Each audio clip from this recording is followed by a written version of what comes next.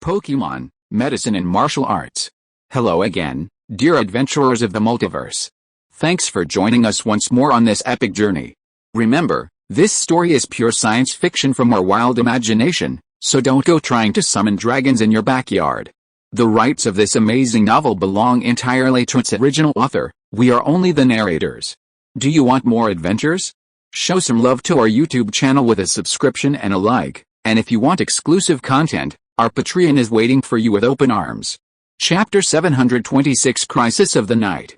How can we be left out of this heroic effort? That's right, heroic efforts should be done by everyone. Brother Yu, we apologize to you here. We apologize for our previous behavior. At this moment, Agao's group of followers caught up, but their bicycle modifications weren't as advanced as the two bosses, so they were a step behind. It turned out that after Yu initially rejected their attempts to help and took the three women away, they didn't give up. Instead, under the leadership of Agao and Ag, they formed their own special convoy and caught up with Yu and his group, who were already ahead. You guys, seeing this scene, compared to Yu's indifferent reaction, Serena, as a girl with a more emotional side, immediately looked at the people who came to help with a look of emotion. I've told you, you can't be the hero alone. Helping Pokemon is the responsibility of every passionate trainer. Yes, we're a gang of young racers. But that's just us flattering ourselves.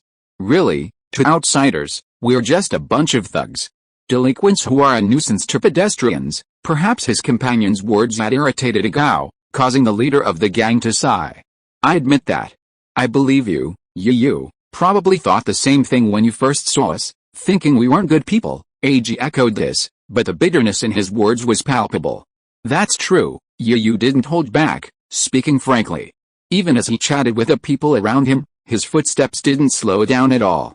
Suddenly, the atmosphere, which had seemed somewhat lively, suddenly quieted. At this moment, even without the wind and rain, they felt a chill in their hearts. But the fact that you're still willing to accompany us to Big City at this moment truly proves you're qualified Pokemon trainers. After all, the most fundamental quality of a Pokemon trainer is love and care for Pokemon. Hearing Yu's words, which clearly marked a turning point, Agu, though momentarily filled with mixed emotions, ultimately chuckled calmly. Don't worry, we will become excellent Pokemon trainers. And what just happened has made me determined. After today, I'll immediately return to the academy to continue my studies. And from now on, we, the young racers, will provide free assistance to those on the Cross-Sea Bridge. Agu finally expressed the idea he had been brooding on for so long. Although it had only emerged after his initial contact with Yu and the others, and seemed a bit simplistic and hasty, it at least laid out a plan for their future path. Agu pedaled hard, hoping to overtake Yu, who was charging ahead. But after several fruitless attempts, he finally gave up and settled for the next best thing, staying on Yu's level. Yet, that's the idea. Although we look like thugs, we actually have hearts that love Pokemon. We're passionate and compassionate Pokemon trainers. Isn't that right? At this moment, Aji, on Yu's other side, also let out a loud cry. Xiaozhi was especially worried when she saw her arms loosen, unable to help but cheer up the atmosphere. What was going on? Were all these people around him just some naive young boys and girls? And in the storm, even in the darkness where the streetlights sometimes made it hard to see the road ahead, this girl actually dared to let go of her arms and let loose. But Xiaozhi's worries were obviously unnecessary. They had been riding on the Cross-Sea Bridge for years. And the bicycles were like their own legs.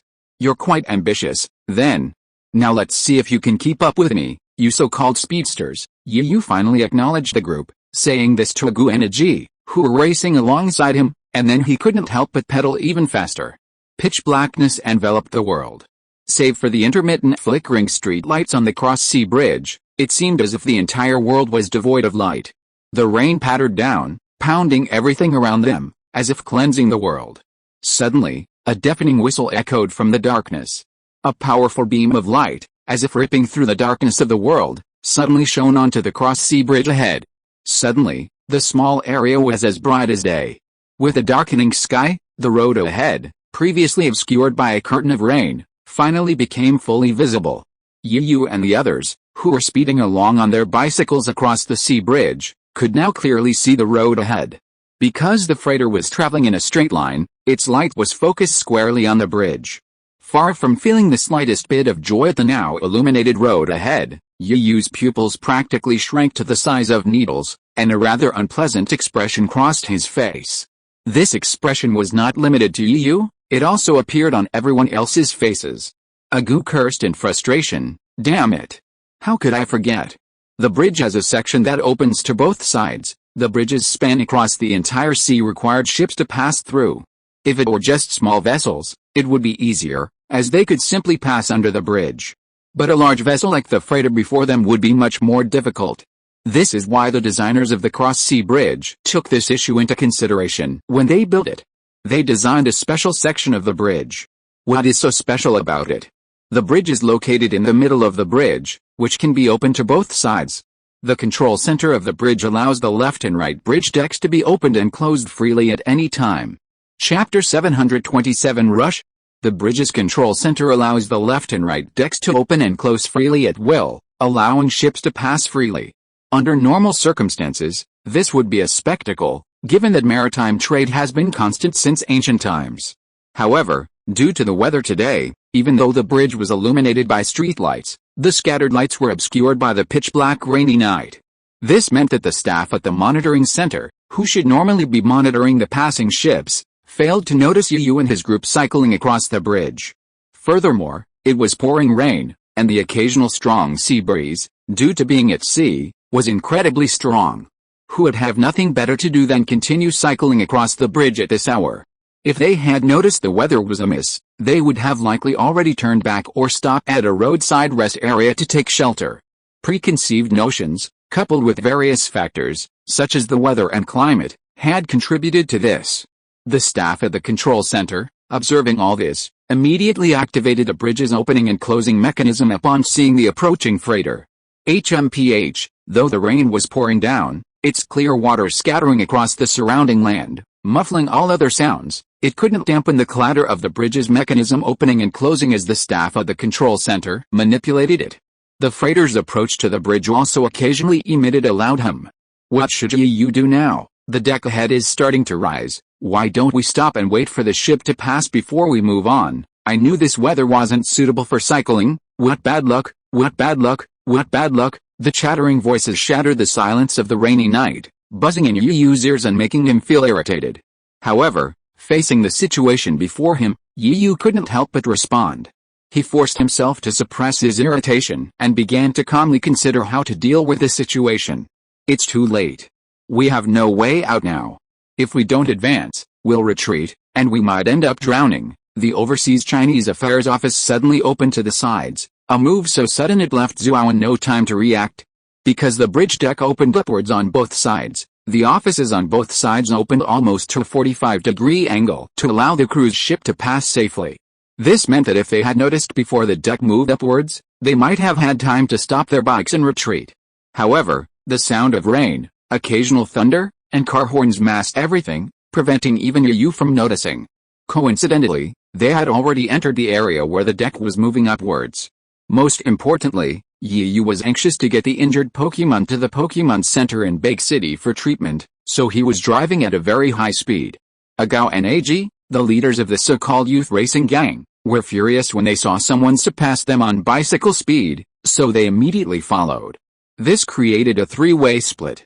The bicycles of Yu, Agao, and Ag were like three swift arrows. Behind them followed the three girls, Serena, and their followers on either side, who had formed a circle around them. Then, the remaining followers were the remaining followers. Because of this, even if the person ahead noticed something was wrong and wanted to call out to those behind, the distance and the harsh environment meant that the person behind wouldn't be able to hear what they said. If the person ahead abruptly stopped, the people behind, unprepared, would be unable to react and would crash into them due to inertia. This would result in a complete car rollover. If a few unlucky people were possessed by this, they might even be thrown off the cross-sea bridge. Yu is right. We have no way out now. Charge forward with me. We, the young racers, won't be defeated by this little difficulty. There's no retreat, only forward movement. Brothers, the momentum of the young racers is nothing more than a lane on a cross-sea bridge. Let us, the young racers, completely conquer it. Agu and Ag were vying to encourage their fellow comrades. Oh, charge, charge, charged forward for the glory of our young racers. Listening to the constant shouts of encouragement from behind, Yu couldn't help but curl his lips.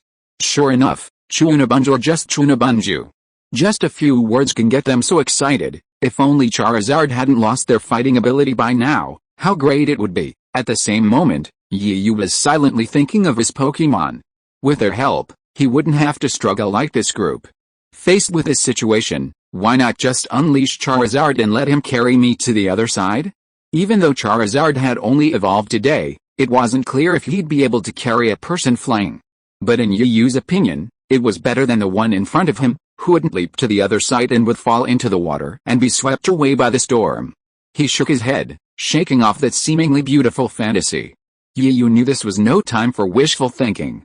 His eyes became sharper than ever, tinged with a hint of determination. Come on. I've never faced anything like this before.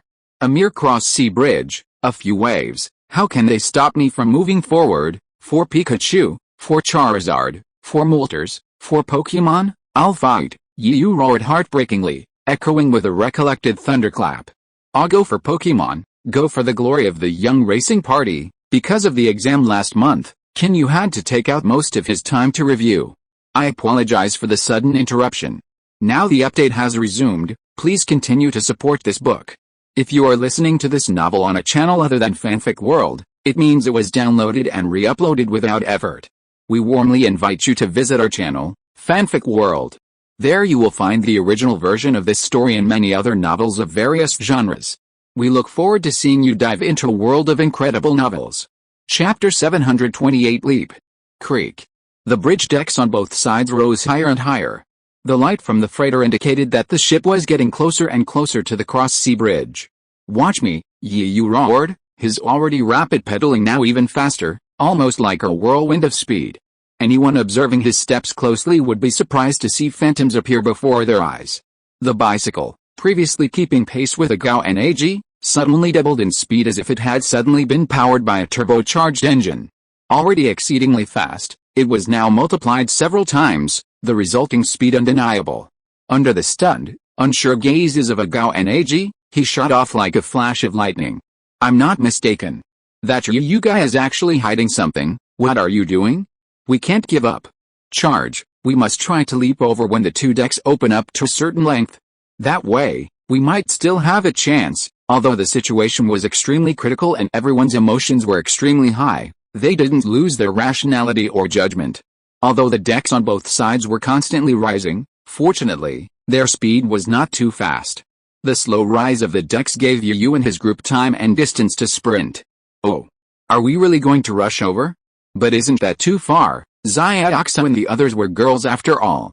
Although they knew not to panic, they couldn't help but feel a little nervous. More importantly, they were uncertain about themselves. Facing such a difficult and challenging situation was extremely exciting. If they made a mistake, it would be no joke. There's no other way. Now we have to give it our all, or else something unexpected might happen because the ones behind us aren't aware of it. Perhaps because she was closer to the front, Serena had a clear view of the situation ahead. Upon hearing Xiaoxia's slightly trembling words, she hurried to offer comfort. It couldn't be helped. Xiaoxia was the weakest of the 3 girls. Air, as a Pokémon performer, had plenty of training, so her stamina wasn't too bad. Serena was even less so. While she lacked knowledge of Pokémon and her stamina couldn't compare to those of more athletic girls, she had a mother who was a professional ride-and racer and now retired coach. Having been trained since childhood, Serena's stamina was actually the best of the 3 girls. Xiaoxia, on the other hand, wasn't as skilled in Pokémon battles as she was as a Pokémon breeder, and her lack of training naturally led to her weaker stamina. Yes. Xiaoxia, you must have faith in yourself. We have no way out now. Believe in yourself, you can do it, come on, Xiaoxia, we'll all be with you. Just as Serena and Air were offering words of comfort, Yu had already entered the final stretch of his sprint. Clang. The bicycle crashed heavily to the ground. Fortunately, the bridge decks on either side didn't rise very high. Just as they reached an angle of about 10 degrees, Yu had already leaped over. It wasn't clear if it was a coincidence, or perhaps to embolden everyone, but just as Yu was about to leap to the other side, a bolt of lightning suddenly unleashed. The lightning flashed, like a flash grenade dropped into the pitch-black night sky, instantly bringing the scene ahead into sharp focus. Yu soared high into the air, his clothes rustling in the strong wind, as if untouched by the rain. Even Pikachu, still refusing to be collected in the Pokeball due to the excessive speed, was nearly blown away. But Yu was no pushover. With quick eyes and hands, he scooped Pikachu into his arms, not caring about Pikachu's damp, rain-soaked body, which was a little uncomfortable in his arms. After confirming Pikachu was alright, he quickly began to maneuver the bike steadily. Fortunately, everything was a close call. Using the power of speed and inertia, Yu simply drifted and brought the bike to a stop on the opposite side. As for why he stopped? Weren't you in a hurry to get the injured Pokemon to the Pokemon Center? It was simply because, despite Yu's anxiety, he couldn't bring himself to abandon his friends and companions. Of course, all this was based on the premise of facing danger and difficulty. If he had been on a smooth, wide road, Yu would have likely already left the scene. The current situation clearly wasn't one Yu could ignore, even though he had a strong reason to send his Pokemon to the Pokemon Center. After stopping his bike, Yu checked on Pikachu's condition while observing the group on the other side, illuminated by the light from the boat and the surrounding streetlights. Wow, Yu's already on the other side. How can we fall behind? What do you think, AG? Do you dare to join me in some fun? You're looking down on me, aren't you? I'm going ahead. Don't fall too far behind. With a slightly provocative remark, AG suddenly accelerated, and the bike shot off at a breakneck speed. Due to years of cycling, even though AG, a woman, wasn't as physically fit as the boys, she still managed to make a flying leap thanks to her exceptional cycling skills. However, after leaping to the other side, AG couldn't perform the effortless drift brakes that Yu had. Under the influence of inertia, the bicycle continued to slide forward for several meters before it stopped, leaving a long black mark behind it. Chapter 729 The Leap of Three Women. The bicycle, driven by inertia, slid forward several meters before finally coming to a stop, leaving a long black trail behind it. If it weren't for the heavy rain, the trail would have been enough to create a puff of white smoke. Following closely behind, a guy was equally determined, leaping across to the opposite deck in a single sprint. There was no skill involved, only sheer speed. This also demonstrated Agao's exceptional cycling skills. A modified bicycle is truly a modified one, with performance being paramount, and the brakes being exceptional. Without a single sharp sound, Agao's remaining bicycle was brought to a stop effortlessly, as if it were his feet. Haha, it seems that flying over the cross-sea bridge is not difficult at all. My human vehicle integration technology is amazing. Haha, Agao raised his head proudly and laughed wildly, not caring at all about the rain falling into his mouth.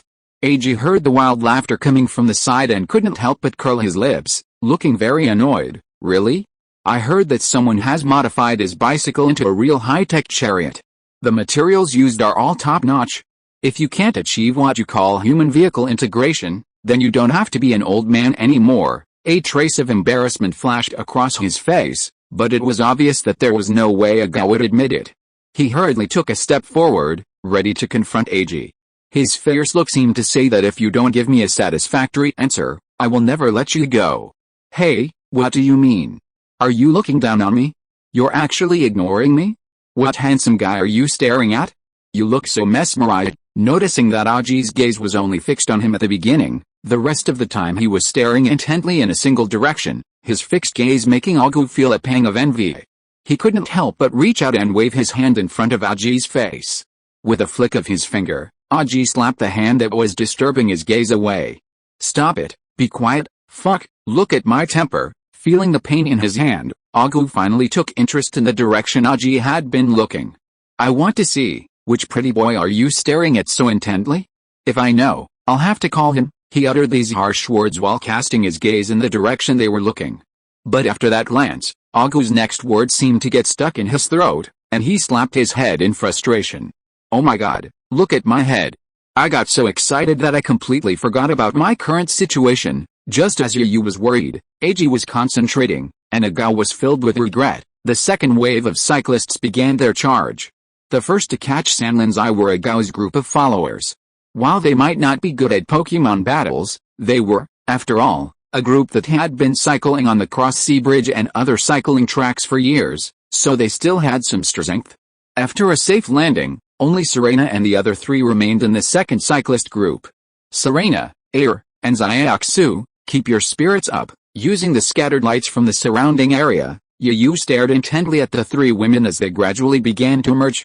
Although he had made it safely, looking at the three girls across from him, the three girls who had been with him almost since the beginning of his journey, Yu admitted that at that moment, his heart was inexplicably flustered. Yu, who was fearless in some ways, unafraid of any difficulty or challenge, was truly in turmoil. Beautiful memories from his past flashed through his mind like slideshows. Along with them, seemingly more ominous images lingered, swirling and intertwining. He feared that something bad would happen and he would lose all three of them. No, losing even one of them wouldn't be something Yu could handle, and he'd probably go completely mad. It's okay. Yu, didn't you say you'd protect us? It was as if she had heard Yu's cheers of encouragement. At this moment, Serena, the leading woman among the three, shouted directly at Yu, who was cheering them on from the opposite side. Yu, I love you. Thank you for all the wonderful memories you've brought me, Yu. I'm so happy to be traveling with you.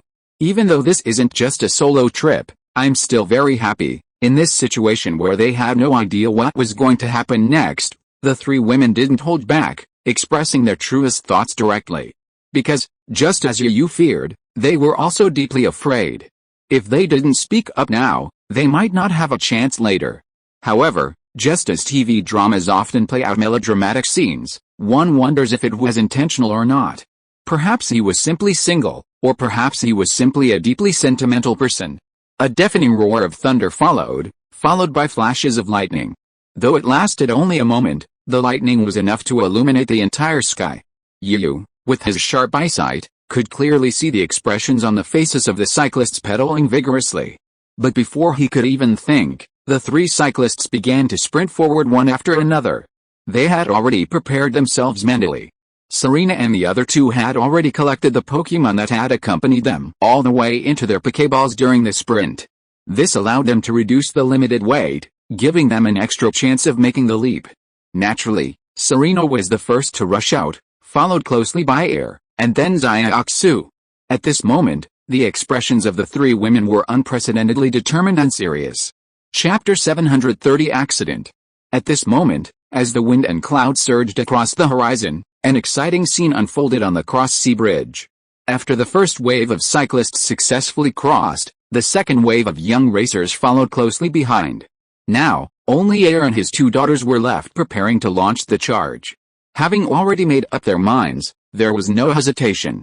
Led by Serena, she took the lead and leaped directly across the road. While not as smooth as Yu and his team's first 3 rounds, they had fortunately made it across without incident. Unwilling to be left behind, followed closely behind Serena.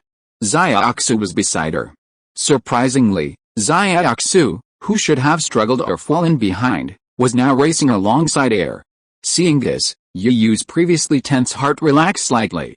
After all, if Serena could successfully leap over, then Xiaoxu and who were only a body length behind them, should be able to do so as well.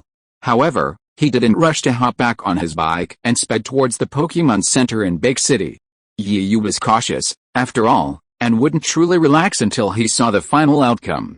The two people standing beside him, watching the scene, acted as if Xiaoxu and had already made it. They chatted again, not even paying any attention to the third wave of their younger brothers about to leap over. After all, in the eyes of the two big sisters, if Xiaoxu and her two daughters, who weren't very good at cycling, could make it without any danger, then the group of experienced riders would be able to do the same. It would be as easy as eating and drinking water. I didn't expect flying over a sea crossing bridge to be so thrilling. After carrying our bikes on the bridge for so long, we finally felt the joy of riding a bike for the first time. That's right. I thought riding a bike on a sea crossing bridge was already quite enjoyable, but it seems only by experiencing the thrill of flying can we fully savor that thrill. This sea crossing bridge is truly thrilling. Boss, big sister, how about we hold more of these events in the future? Wow, thrilling, truly thrilling. Seeing their two bosses discussing the bridge jump, the younger brothers who had already jumped over quickly gathered around and began to chatter. Their faces were flushed with excitement and a deep sense of satisfaction. So, there's no need to imagine what was going to happen next. How could God just let this go so easily? Then came the unexpected. As expected, Air, riding alongside Xiaoxu, suddenly found herself pedaling too hard. Perhaps she was riding too fast, or perhaps there was something wrong with the bike itself. Just as the bike was about to leap off the deck, the chain gave way. That's right, it wasn't an accident. It was, quite literally, a chain failure. Air, who had been pedaling happily, was now confident that if Serena had made it to the other side, she could too. But as she pedaled, she suddenly felt her feet begin to lose their grip. The chain, which had previously seemed to be controlled by the wheel, seemed to be greased with a powerful lubricant, completely losing its grip. Her steps seemed to float.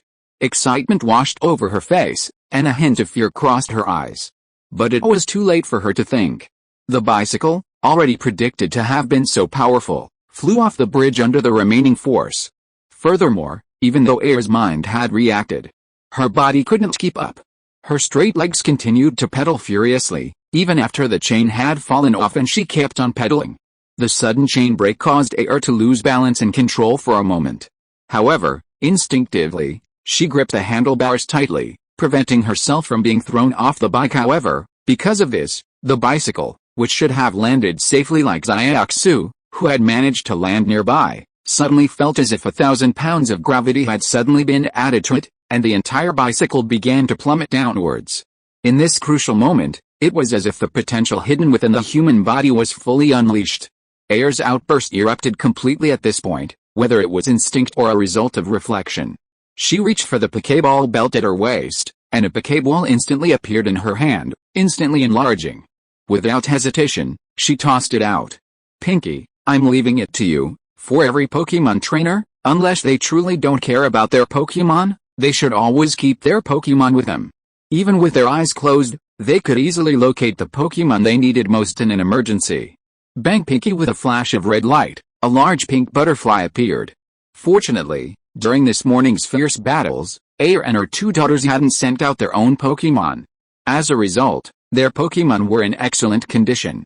Their Pokemon were usually kept in their Pokeballs. But in fact, due to the special internal structure of the Pokeball, the Pokemon inside the Pokeball can still sense what is happening outside. Therefore, after being sent out, the butterfly did not hesitate at all and quickly spread its large wings to rescue its trainer. Chapter 731, Jade Butterfly is exhausted. After being dispatched, Butterfree showed no hesitation and quickly spread its massive wings to rescue its trainer. With a thud, the bicycle slammed heavily into the sea. Even though the weather had already caused a turbulent storm, the sound of the bicycle's impact was clear and audible. Looking down at the bicycle below, it crashed into the road, as if it had been swallowed by a giant beast, completely silent. Air seemed to be still a little frightened. He wiped the sweat from his forehead and let out a long breath. Thank you, Butterfree. This time, it was all thanks to you. Air gave a heartfelt thank you as Butterfree struggled to grasp his hand and fly upwards. Binkpin! Butterfree let out a joyful cry. Clearly, it was very happy to be able to help its master. Seeing this near miss, everyone breathed a sigh of relief, their previously tense nerves finally relaxing. A wave of dizziness washed over them, sending them reeling like puddles of mud. A lingering sense of fear washed over their faces. Even though they hadn't personally experienced the incident, they watched with a shudder of fear, as if it were their own.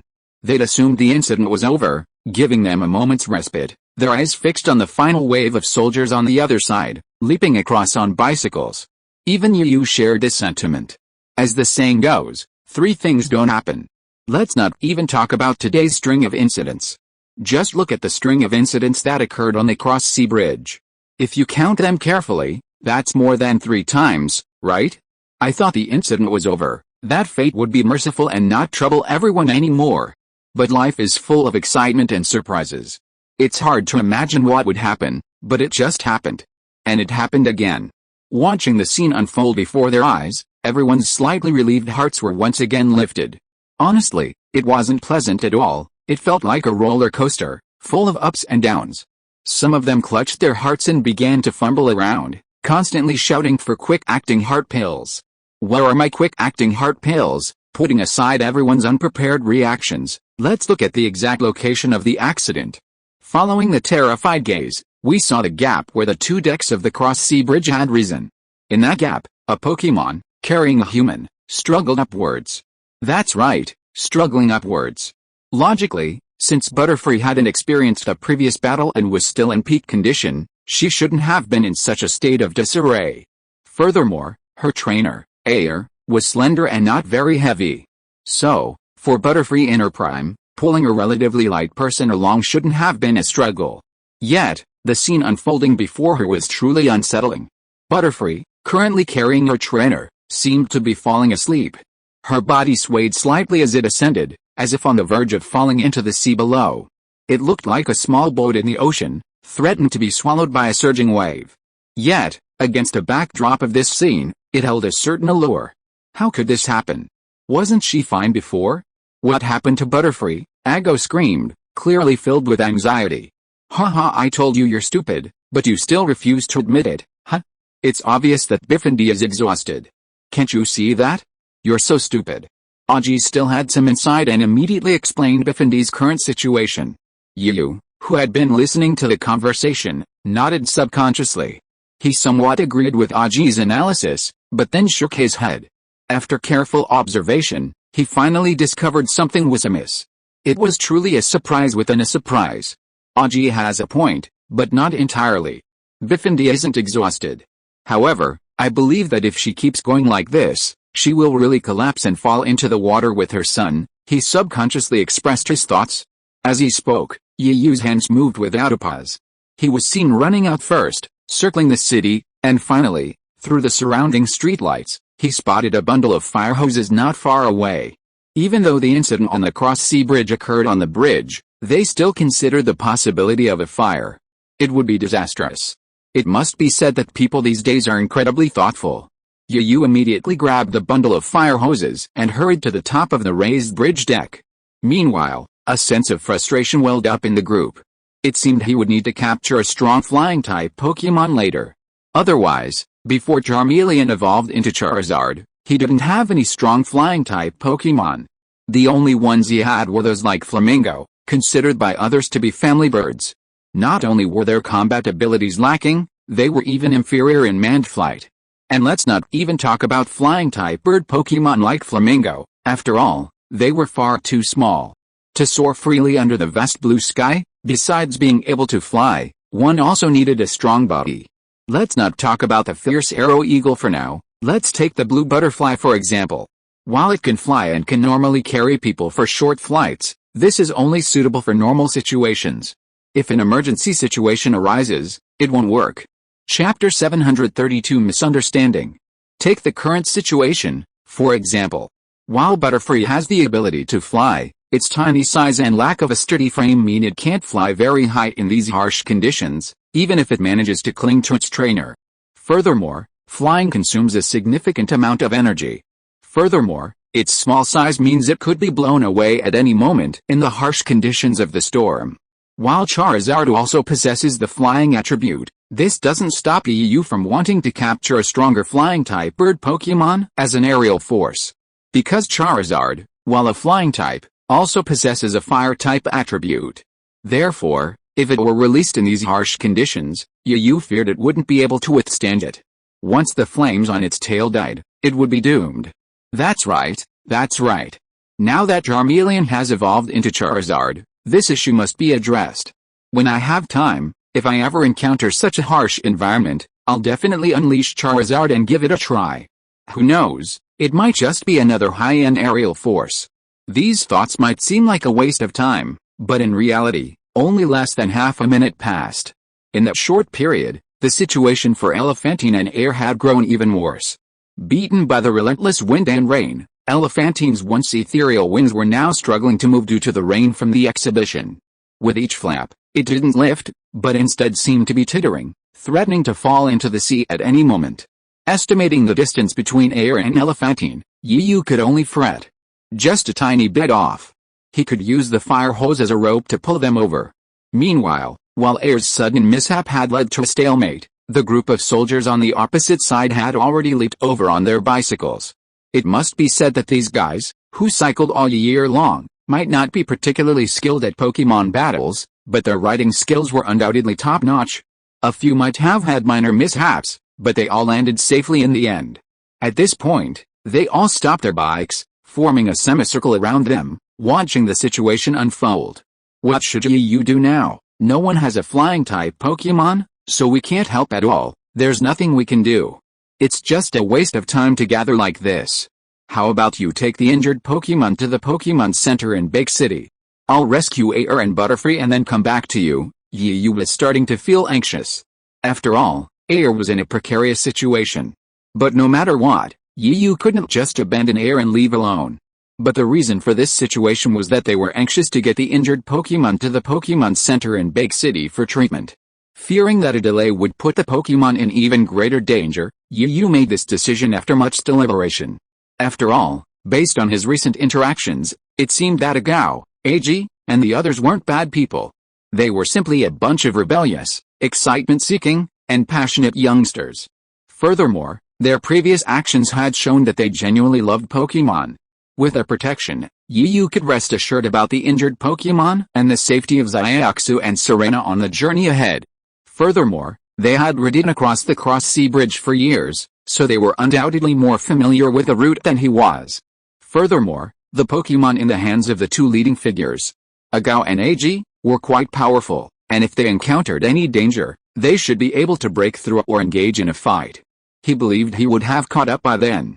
But Serena looked at Yu, whose eyes were determined and resolute, and was about to say something, but Yu spoke first, not giving him a chance to speak. No buts. Go quickly. The situation with those injured Pokemon is very grim. Malcedo, Pikachu, and the others desperately need your help.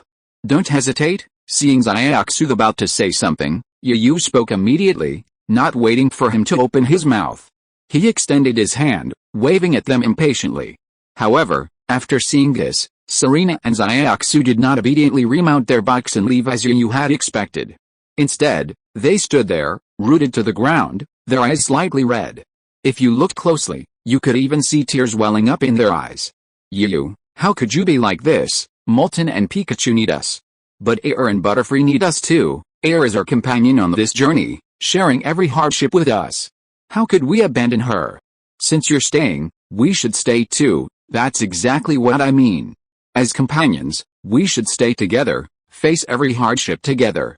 We won't leave anyone behind to escape alone. Xiaoxu and Serena were feeling incredibly upset.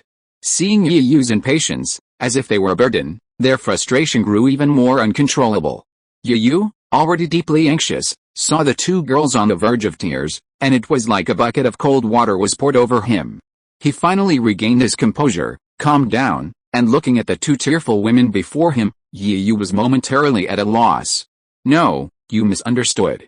That's not what I meant at all, Yu explained frantically. Chapter 733 Entrustment. No, you misunderstood. That's not what I meant at all, Yu explained frantically. Normally, he wasn't very expressive, and in this situation, his anxiety made him at a loss for words.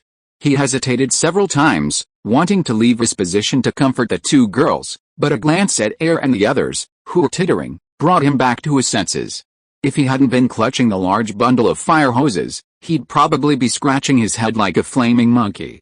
Xiaoxu and Serena, though usually understanding, were always completely calm, free of any anxiety or overthinking.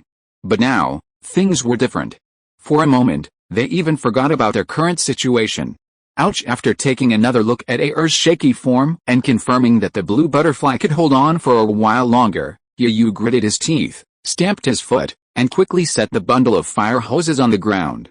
In his haste, he didn't even bother to walk slowly, instead sprinting over to Serena and Xiaoxu. While the two women were still dazed, he didn't give them time to react, simply opening his arms and embracing them. Feeling the warmth against their cheeks, Serena and Xiaoxu's hearts raced, their faces flushing. I'm sorry. I was so caught up in my own thoughts that I didn't even think about you. But Serena and Xiaoxu, please believe me. I don't question our relationship in the slightest. It's just that the situation is so urgent, and I'm deeply worried about Pikachu and the others. After embracing the two women, Yu felt the warmth radiating from them while staring ahead, his thoughts swirling. But now, it seemed as if he, normally not very communicative, had become a chatterbox, his words pouring out like a spring. He instantly knew what he should say to comfort the two women. So, you guys, In this situation, it's better for me to stay alone than for everyone else to leave. Besides, Xiaoxu and Serena are my most trusted companions and family members. I feel most at ease leaving my Pokemon in your care. While Yu's words were soothing, they were largely his truest thoughts. Indeed, based on previous interactions, Yu did believe that Agao and Eiji weren't inherently bad, they were simply going through a rebellious phase of youth. But there's a saying, you can only know a person's face, not their heart. Yu didn't dare completely hand over his Pokemon to a group of people he'd only just met, asking them to take the seriously injured Moltres and Pikachu to the Pokemon Center for treatment. Perhaps they would behave themselves at first, but with so many of them, it was inevitable that a few would become curious or harbor ulterior motives. After all, they had witnessed the power of Yu's Pokemon before. Even when injured, the Pokemon could still battle on equal terms with their boss's Pokemon, demonstrating the power of Yu's Pokemon. Given such powerful Pokemon, there would undoubtedly be some who harbored ulterior motives. If the Pokemon were still at their peak, this wouldn't have been possible. However, the problem now was that most of Yu's high-end combatants were weakened, making it possible for someone with a serious motive to seize them. Furthermore, unlike other Pokeballs, Yu, fearing Moltres' resistance, had invested heavily in capturing it, using his only heat-resistant ball. You have to understand why Pokeballs are so expensive. They are rare and disposable. Heat-resistant balls are incredibly rare among Pokeballs. Ordinary people would likely only see them on television, let alone own one. So, perhaps they were driven by curiosity during the escort. They might open the heat-resistant ball containing Moltres to see what Pokemon is inside. If they see a legendary beast like Moltres, they might be amazed and surprised. But there's no doubt one or two among them might harbor ulterior motives. A Pokemon uprising would be truly disastrous. Well, Yu couldn't be blamed for having such thoughts. It's true that reality is inherently harsh, but Yu mostly hoped he was being cautious. However, out of caution, unless someone he completely trusted, Yu wouldn't trust his Pokemon to a stranger without reservation. So, Serena and Xiaoxu, you're doing me a favor. Pikachu is my lifeblood. I couldn't bear the consequences if anything happened to it. So, I'm leaving it in your care. Yu solemnly and quickly expressed his concerns and thoughts, without the slightest bit of embarrassment or shame about the possibility of misunderstanding. Because the two in his arms were his most trusted companions, perhaps even beyond the realm of companions. Serena and Xiaoxu had finally quieted down by then, listening to Yu's solemn words and instructions before reluctantly leaving his warm embrace. 3 pairs of eyes met in silent gaze. For a moment, though none of them spoke, silence spoke louder than words. Xiaoxu and Serena saw the trust in Yu's eyes, and their hearts were filled with a sweetness as sweet as honey. Then I'll leave it to you. I'll go save there, and then you save me. That way, we'll all be one, since Pikachu was Yu's lifeblood, and Yu had entrusted Pikachu's safety to Xiaoxu and Serena. This statement made perfect sense. Yu's anxiety at this time was not as strong as before, especially when he looked into the eyes of those 2 pairs of gentle and quiet eyes. The anxiety in his heart seemed to be calmed down. Chapter 734, 2 Groups. As he spoke, Yu retrieved the injured Pokeballs from the Pokemon stored on his belt and handed them to Serena and Xiaoxu. Serena and Xiaoxu didn't hesitate, immediately accepting the injured Pokemon from Yu. Xiaoxu then walked over to Yu's parked bicycle and picked up the Pikachu, which he had previously placed in the basket, fearing it would hinder his movements. Although Yu was anxious to save the person, he wasn't careless and simply placed the Pikachu in the bicycle basket, leaving it to get wet. Before leaving, he pulled a small blanket from his storage room and covered Pikachu with it. He even found a board from somewhere and covered the basket to protect Pikachu from the rain. Xiaoxu had already taken the lead and lifted the still weakened and unconscious Pikachu into her arms. However, he wasn't as bold as Yu, recklessly stuffing Pikachu into his clothes. After all, while Pikachu wasn't human, it was still a male creature. Xiaoxu was also a girl, so of course she had to consider her dignity. I'm sure everyone has heard. In that case, Agao and Eiji, you ride on the Cross-Sea Bridge all year round, so you must know the route better than we do. So, I'm asking you two to accompany us to the Pokemon Center in Big City. Serena placed the Pokemon and balls you had handed her into her backpack before speaking seriously. I really need your help. Pikachu and the others' condition is dire. We can't delay even a little. We must rush to the Pokemon Center in Big City for treatment. Otherwise, their lives will be in danger. As if fearing Agao and Eiji would refuse, Xiaoxu spoke her concerns directly, effectively blocking any chance of refusal. However, Agao and Eiji didn't dwell on it. Realizing the gravity of the situation, they agreed without hesitation or refusal. After exchanging a quick greeting with Yu, they hurriedly mounted their respective chariots. Not only them, but even their subordinates followed suit. Their heroic demeanor exuded a certain aura. Well, since that's the case, time waits for no one. Let's get going. We must get the injured Pokémon to the Pokémon Center for treatment before sunset. Agao and Eiji, realizing the gravity of the situation, offered words of encouragement. Then, regardless of the surrounding wind and rain, they pulled the included flashlights from their bicycles' pouches and mounted them on the front of their bikes. The flashlights illuminated the path ahead. It was unclear whether they truly lacked rain gear, or if they were simply too rushed to retrieve them. After simply scouting the area with their flashlights, Agao and Eiji led the way, heading towards the Pokémon Center in Big City. For a moment, the once pitch-black sky, illuminated by scattered lights, served only as a distraction. At that moment, the road ahead suddenly lit up in a long line of lights, echoing the passion and love of Pokémon among the young men. This is the spirit every Pokémon trainer should possess, facing any challenge head-on without flinching. At that moment, the glow from the bicycles and the light from the street lights ahead seemed to transform into a ray of hope, illuminating the path ahead and giving people the courage and determination to keep moving forward.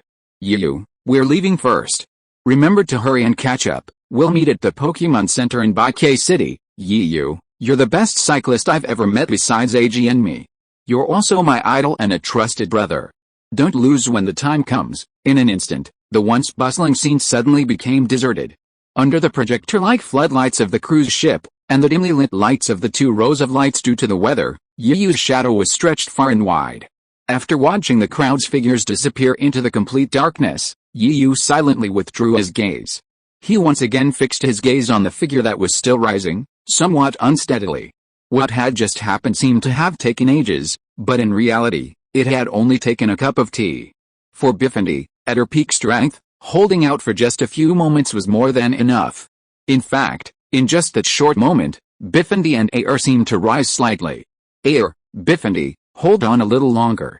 I'll come to help you now, Yuyu shouted, as if afraid that a sudden thunder would muffle his voice. Yuyu, it's okay.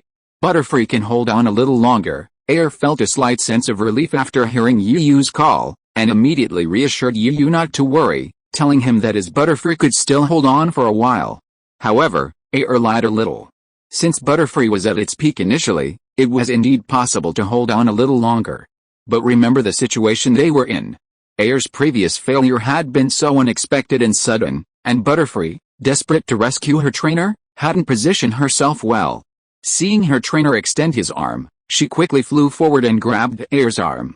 This caused Butterfree to fly upwards, and Air landed on top of her, struggling solo. Anyone who has ever done solo work knows this. Solo work requires immense arm strength and endurance, otherwise, you'd be down the moment you grabbed hold of the trainer, not even a few times. The fact that she was able to hold on until now showed that Air had enough perseverance. At the same time, even though the butterfly flapped its wings, its small claws did not relax at all, tightly grasping its trainer's arm, afraid that she would fall. If you are listening to this novel on a channel other than Fanfic World, it means it was downloaded and re-uploaded without effort. We warmly invite you to visit our channel, Fanfic World. There you will find the original version of this story and many other novels of various genres. We look forward to seeing you dive into a world of incredible novels.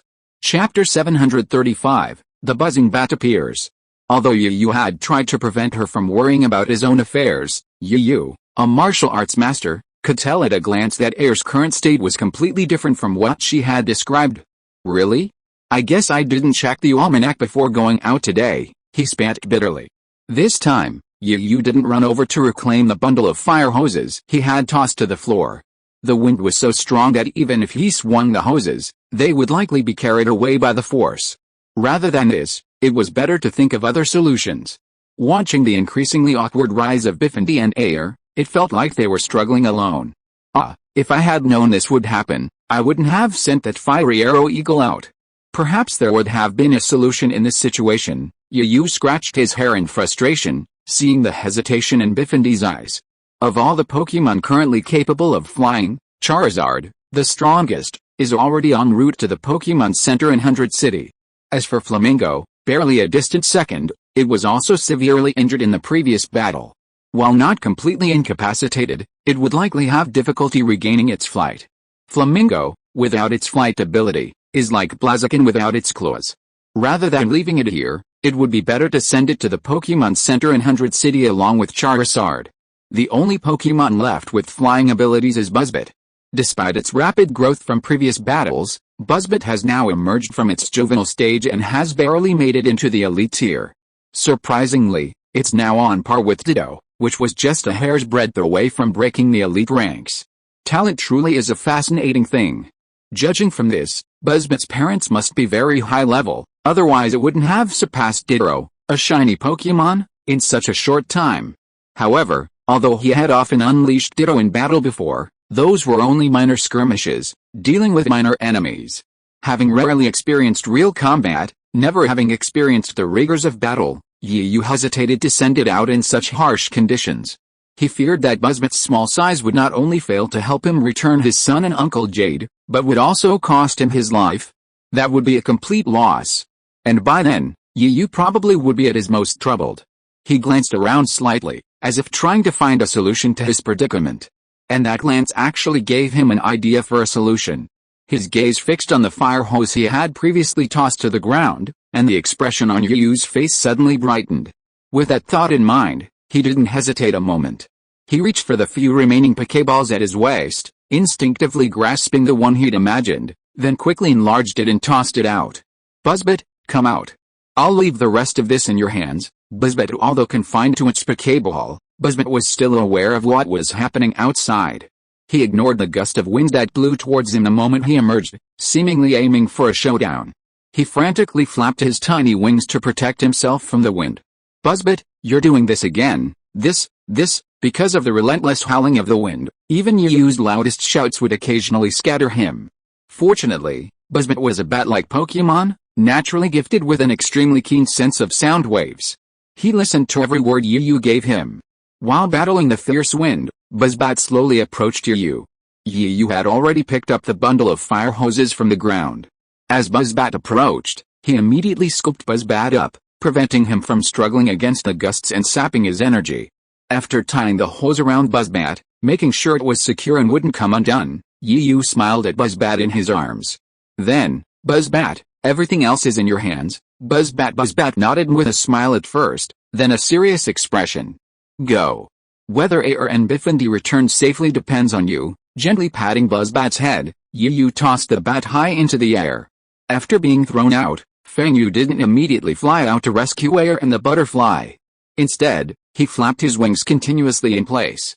After making sure the fire hose tied to his body wouldn't affect his flight and becoming familiar with the strong wind around him, he slowly flapped his wings and set off in the direction of Air and the butterfly. Buzzbat. Less than 30 seconds later, Buzzbat had already arrived beside Air and the butterfly. When Air saw Buzzbat's figure, she was overjoyed. The group had been traveling together for so long that they already knew each other's Pokemon very well. When Air saw the Buzzbat before her, she immediately recognized it as Yu's. Great. I didn't expect Buzzbat to be you, little one.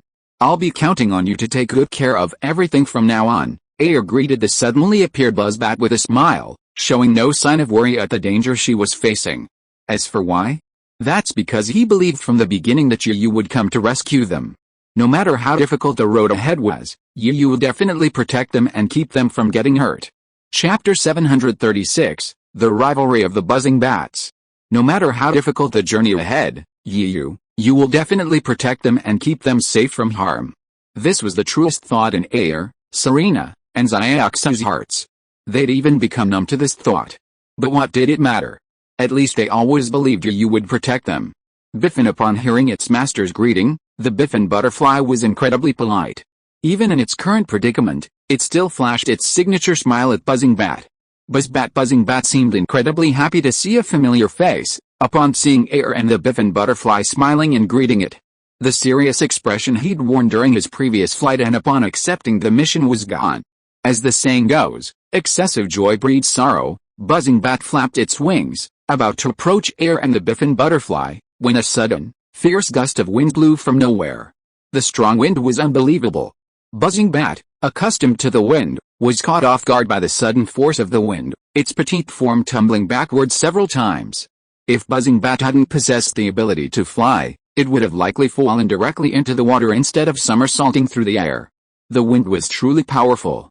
Unable to react, Buzzing Bat's petite body was tossed and tumbled again and again. The suddenness of the force of the wind prevented it from reacting and it instinctively flapped its wings. The gust of wind carried it relentlessly backwards, seemingly threatening to plunge into the water below. Buzzing Bat, air cried anxiously upon witnessing this. Even the blue butterfly, excited at the prospect of its companions helping to save its master, let out a cry of worry. Fortunately, the butterfly's flight altitude wasn't higher than the humming bat's.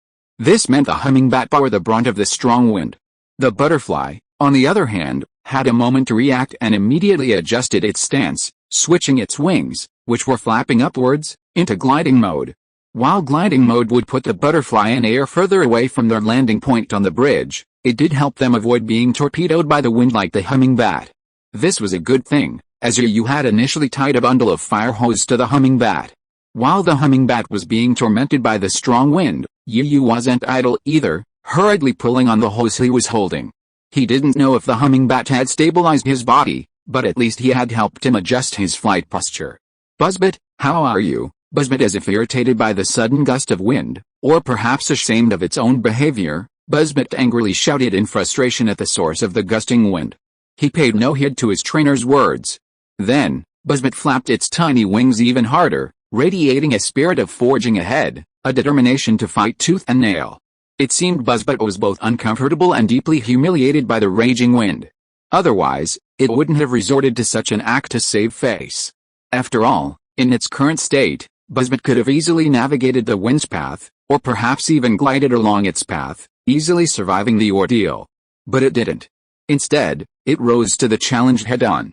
What the hell is Buzzbit up to? After witnessing this, Yu, far from praising Buzzbit's courage and undaunted spirit, practically leaped with rage. He'd sent it out to rescue people. So how could it be playing around? You can just say it and that's it, but there has to be a limit. What's going on here? There's no point in playing around before anyone's been rescued. Would that mean all the injured Pokémon would be handed over to Serena and the others, who would then take Pikachu and the other Pokémon to the Pokémon Center in Bake City? Yu's mood would probably get even worse. After all, this delay wasted time. Time is money, it's life, right? But it looked like Buzzbit was competing with the wind. As for Yu's loud shouts, let them drift away. He couldn't hear a thing anyway. Fortunately, despite Buzzbit's playfulness, he still remembered the purpose of his visit. The direction it was heading was exactly where Emerald Butterfly and Air were. However, the force of the incoming gusts far exceeded the little Buzzbit's imagination. Perhaps under normal circumstances, its small size would have allowed it to fly at a remarkable speed. But in this situation, its small size became a burden, not an advantage. Although it was flying diligently, its tiny wings flapping vigorously, it was still able to move forward. However, its speed was much slower than even that of Squirtle. As if unable to bear the sight, Yu raised his head with an effort, trying to stifle the tears of sorrow. He patted his forehead, expressing his complete admiration for the little Buzzbit. Why was he so stubborn? While it was certainly inherited from his trainer, why had he inherited none of his trainer's virtues? Yu was completely baffled. Even thinking about this aspect made Yu feel even more upset. It was because his old partner, Pikachu, hadn't inherited his good qualities, but instead inherited his inherent love of food.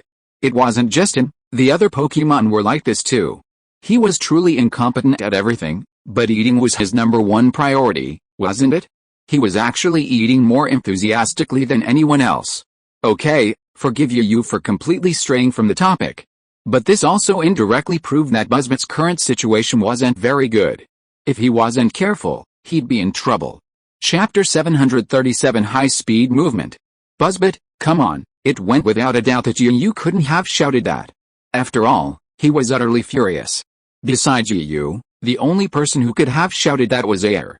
Biff and Buzzbit listening to the cheers from the front, Buzzbit felt as if a small universe was igniting within him.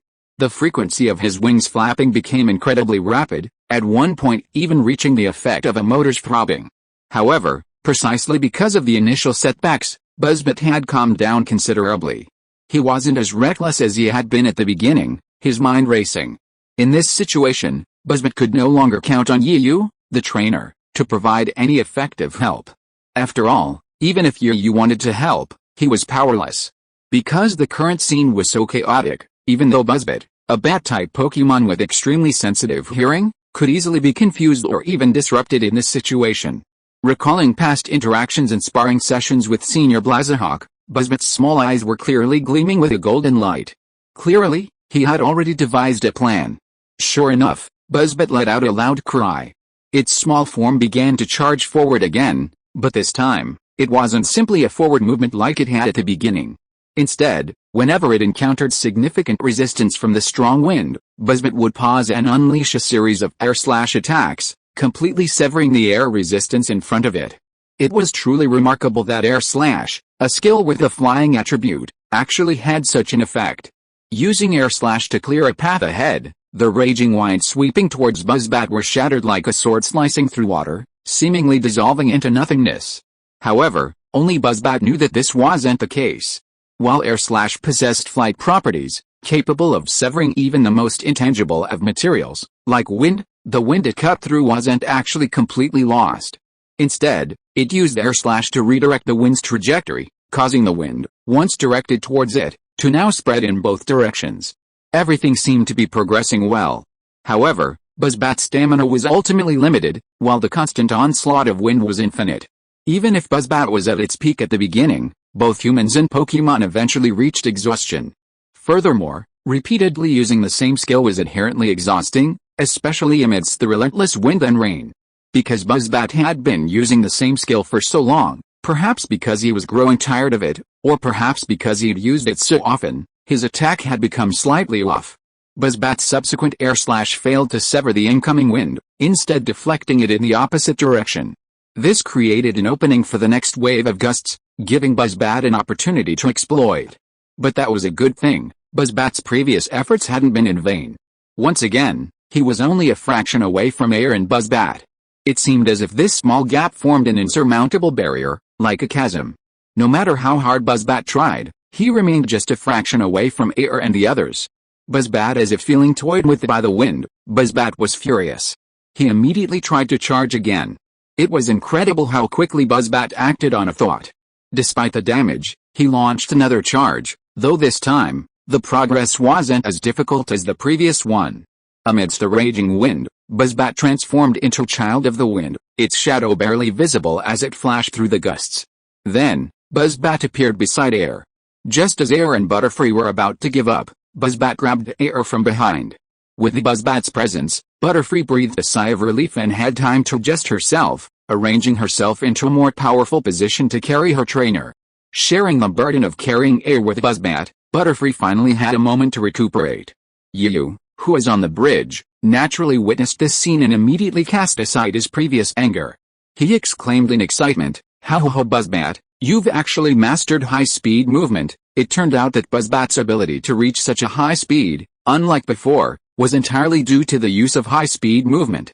Compared to Lightning Flash, which could be considered a surprise attack, high-speed movement is pure speed, possessing no other benefits besides a speed boost. "Alright, Buzzing Bat, since you've succeeded, it's my turn to perform." Yu, who had been so excited, finally seemed to remember something important, his expression brightening. However, what he did next was extremely unconventional. With two puffs, Yu spat something into his hands, then touched them. Finally, he began to pull hard on the fire hose he had been holding. Meanwhile, Buzzing Bat also felt the force coming from his own fire hose. He didn't immediately sense anything amiss, simply barking a few times in the direction of the blue butterfly, as if conveying some kind of message.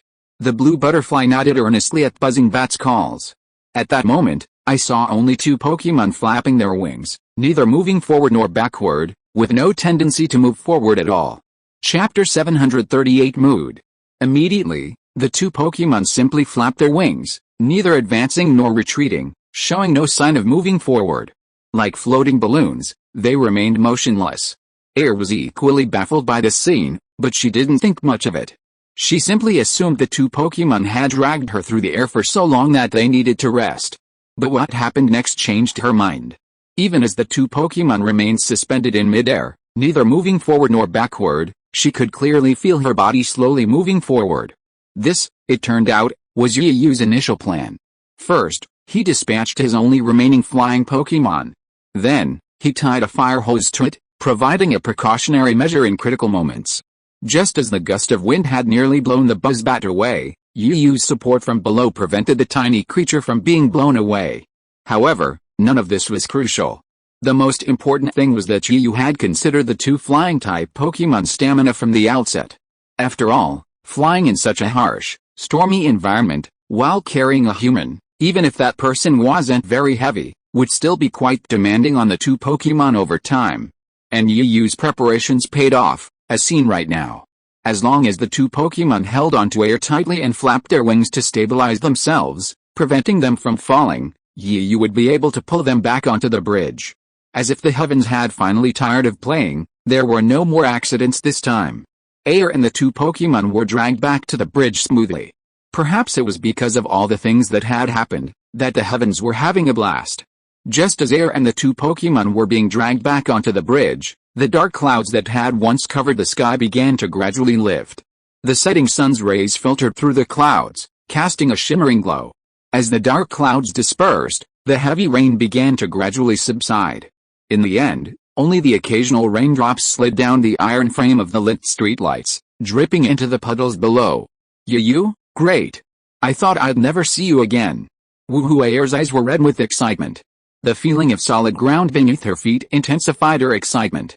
Suddenly, she was completely reckless. It wasn't clear if the accumulated emotions finally flared up at this moment. Or perhaps it was because she had finally found herself alone with Yuyu. Air no longer held back and flew directly into Yuyu's arms, throwing herself into his embrace. Perhaps it was because someone had already helped him carry the injured Pokémon. With a sense of relief, Yuyu's anxious heart finally relaxed a little. He didn't, like a straight man, duck or coldly push the tender beauty in his arms away. Instead, he embraced her tightly, just like Air. The moment seemed to last forever, as if time had completely frozen. Magikarp occasionally leaped from the water, as if celebrating the scene before them. Although the relationship between the two wasn't entirely clear, it was only the final step. It only remained for one of them to speak the first words, breaking the thin curtain of love between them. Meanwhile, long-winged gulls flew in from nowhere, flying low over the sea for a moment before rapidly taking off, soaring freely and playfully in the sky above the broad sea bridge.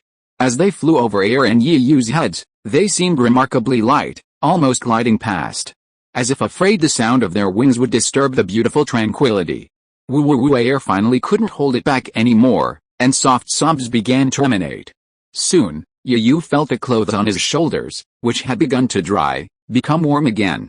Yuyu knew without hesitation that the clothes on his shoulders were probably wet again. However, Yuyu didn't care at all. He simply held Air in his arms, resting his head slightly on her shoulder, his eyes fixed on the front, his thoughts unclear. But the slight curl of his lips revealed that Yuyu was in a state of pure joy. Buzzbat, Biffendy, what are my master and your master doing?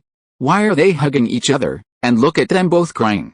Shouldn't this be a sign of joy? Buzzbat, who had been resting not far from Yuyu and Air, tilted his head slightly to look at Biffendy with a puzzled expression.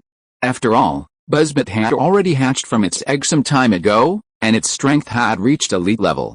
But after all, he was still naive about some things, so how could he compare to the older Amethyst? If Flaming Hawk could be considered Buzzbat's mentor during their travels, then Amethyst could be considered Buzzbat's older sister.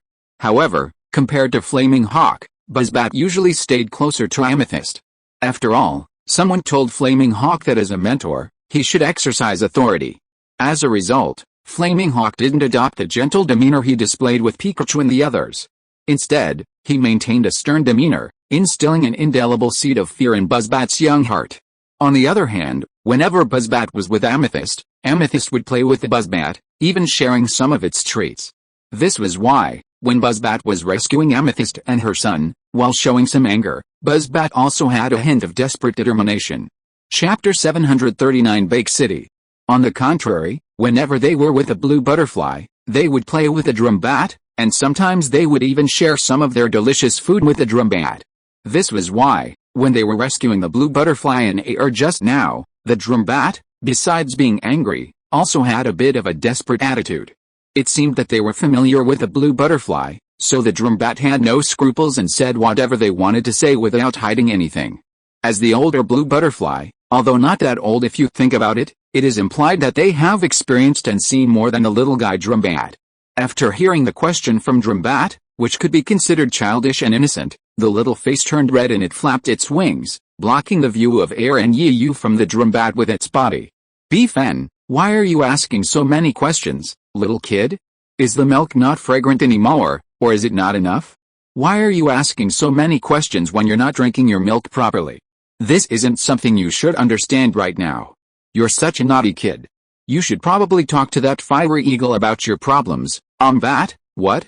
How can you say that to me? I don't need milk anymore, okay? And I'm not a kid anymore. I can already fly, dive into caves, and explore the sea. After receiving Beefen Butterfly's blushing reprimand, Buzzbat immediately became extremely depressed, lowering his head and mumbling softly, appearing extremely aggrieved.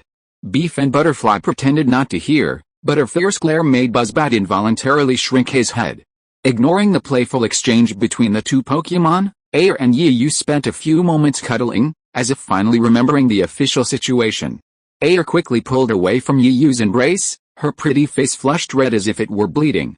Had he upon seeing Air's quietly gorgeous appearance, Yiyu couldn't wait any longer, grinning foolishly. Although she felt extremely shy and embarrassed by Yiyu's gaze, Air still forced herself to step forward and ask, Yiyu, where are Serena, Xiaoxu, and Eiji? Why can't I see them? Yiyu finally seemed to remember something important, scratching his head a bit sheepishly. Where are they? I asked them to take Pichu and the others to the Pokémon Center in Big City.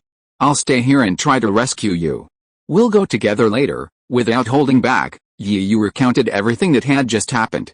However, when she heard Yiyu send everyone else away, leaving her alone to rescue him, Air was so moved that she couldn't help but rush over to give Yiyu another warm hug. But she held back. Business was the priority right now, other matters could come later. Touched as she was, Air was still incredibly sharp when it came to her problem. But Yiyu, my bike just fell into the water. Forget about the compensation deposit. How am I supposed to get to Big City in this state? With a cute pout, Air looked at Yiyu with a distressed look, hoping he could come up with a solution. Oh, I thought it was some other problem. Turns out it's just this. I've already thought about it. Since your bike's gone, I'll give you a ride. Yiyu patted his chest, looking as if he'd expected this. After hearing this, Air felt a little embarrassed again, pinching the corner of her clothes, looking a little embarrassed. This, is it bad? There's nothing good or bad about it. Come on, get on the bike, I'd love to have a beautiful passenger. And I've been so unlucky today, let's get out of here early. Yiyu flipped over and sat astride the bike, patting the iron frame behind him to signal Air to get on quickly. Seeing Yiyu's eagerness, Air didn't know what to say. Although a little embarrassed, she still sat diagonally on the back seat of the bike under Yiyu's gaze. Her delicate face flushed slightly, and she reached out to hug Yiyu's waist. But as if this wasn't enough, after a moment of hesitation, Air even leaned her head on Yiyu's back, but with her head lowered. Feeling the warmth coming from behind, Yiyu began to pedal his bike while his mind was distracted. Hold on tight, then. We're ready to go, Buzzbat. You should hurry up and follow me. If you lose me, I can't be blamed. Yiyu didn't put Buzzbat back into its Pokeball. Instead, since it had already been dispatched, he decided to let it fly freely in the sky. After all, it had been ages since Buzzbat had soared carefree under the vast blue sky. The same was true for the butterfly. Air shared Yiyu's sentiments. Meanwhile, the sky cleared after the rain, and a rainbow bridge appeared across the horizon. Illuminated by the setting sun, Yiyu carried Air toward the rainbow. Above them, two small figures soared freely and carefree, appearing remarkably cheerful. Everything seemed so beautiful. But Yiyu and his companions were already enjoying a more beautiful time. They turned their attention to Big City, a city located in the northeast corner of the Kalos region, bordering a vast body of water. The city of Bake is arguably the most unique in the Kalos region. Unlike the iridescent crystal tower in Mire City, Bake boasts a unique symbol, a sundial. This sundial is unique for three reasons. First, A mysterious object, allegedly dropped from space, has been erected as a sundial. Second, the building adjacent to the sundial is the iconic landmark of Bake City. The Bake Gym, its owner, Jejihua, is a truly remarkable figure. Not only is she an exceptional Pokemon trainer, she is also rumored to possess the ability to predict the future. It's even said that the gym was chosen to be located in Bake City to protect the sundial, as its origins are shrouded in mystery. Chapter 740 Anxious. The third reason was that the gym trainer of the Bake Gym, Jejihua, possessed a profoundly powerful status as a prophet beyond just being a trainer. Many trainers came here not only to compete in gym battles with Jejihua to win gym badges, but also to ask for her predictions about their futures, whether good or bad. Rumors had it that the gym trainers at the Bake Gym didn't normally offer predictions, but if they encountered someone with a predestined connection, Jejihua wouldn't hesitate to offer a helping hand. Meanwhile, the tranquility of Bake City, which should have been apparent on the rainy evening, was suddenly shattered by a sudden uproar. A large group of visitors disrupted the atmosphere, each one looking menacing and formidable. Their bicycles sped at breakneck speed, like a stream of bicycles, zipping through the streets of Bake City. A whirring wind blew through the streets, and garbage washed from somewhere by the rain was blown slowly in all directions by the speed of passing bicycles. Perhaps because it had just rained, there were not many pedestrians in Bake City. Despite this, the city was still brightly lit at night. After the previous delay and various incidents, even Serena and Xiaoguang, guided by their guides, Agao and Ag, had to wait until dark before entering the city. Their group quickly entered the city in a mighty procession. This group of enthusiastic young men, especially, made no effort to conceal their actions, attracting immediate attention. As for who noticed them, it was obvious. The city's guardian, Miss Junsha, had already been dispatched, accompanied by her own Pokemon, Hayok. Miss Junsha, who had been patrolling the roadside for any suspicious individuals, witnessed this scene. Without hesitation, he immediately hopped on his police unicycle and began chasing the thugs ahead, who were like bandits entering a village. Go. I've wanted to try the feeling of speeding through the city on a bike for a long time. Really? I've wanted to try it for a long time too. It feels so good. Agao paid no attention to the shouts of his fellow thugs behind him, although he too enjoyed the thrill of speeding through the empty streets.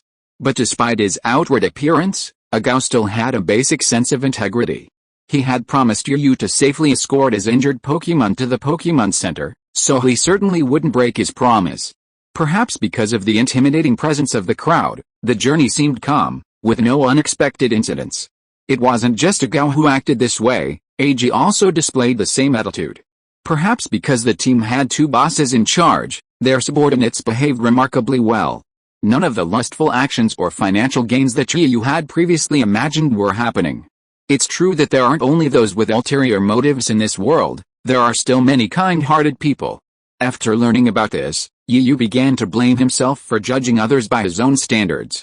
Leaving aside the details of their journey, upon entering Bake City, Serena and Air's already anxious hearts, far from calming down, only grew even more anxious. They truly wished they could carry all the injured Pokemon to Miss Joy for treatment, so they could reunite with Yu and give him a big surprise. But these were ultimately just Serena and Xiaoguang's fantasies, perhaps even dreams. However, the constant whistling of the wind around them served as a constant reminder that this was no dream. Instead of the beauty of dreams, reality was cruel. Consequently, she never paused on her bicycle pedals. It was hard to believe that a woman without long-term training could persevere through such a bumpy ride for such a long time. Furthermore, cycling, especially at this speed, was no mean feat. In fact, at this moment, everyone, whether Serena, Xiaoguang, Agao, Ag, or his subordinates, desperately wanted to stop and rest. After all, they had never experienced such intense activity before. They were already feeling a bit overwhelmed. The thought that if they slowed down even a moment, even a minute, even a second, could mean missing the best chance to save a Pokemon. As for why this thought came to mind, it was because Yu had previously described the injuries of his Pokemon as extremely serious.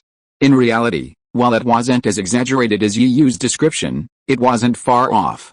Why hasn't Agao reached the Pokemon Center yet? How far is it from here? Serena and Xiaoguang had been asking this question for the umpteenth time. They'd been asking it every few minutes since they'd arrived in Bake City. If Agao hadn't been completely focused on riding and navigating, he'd probably be going crazy with impatience. But even after hearing the question again, Agao still answered instinctively.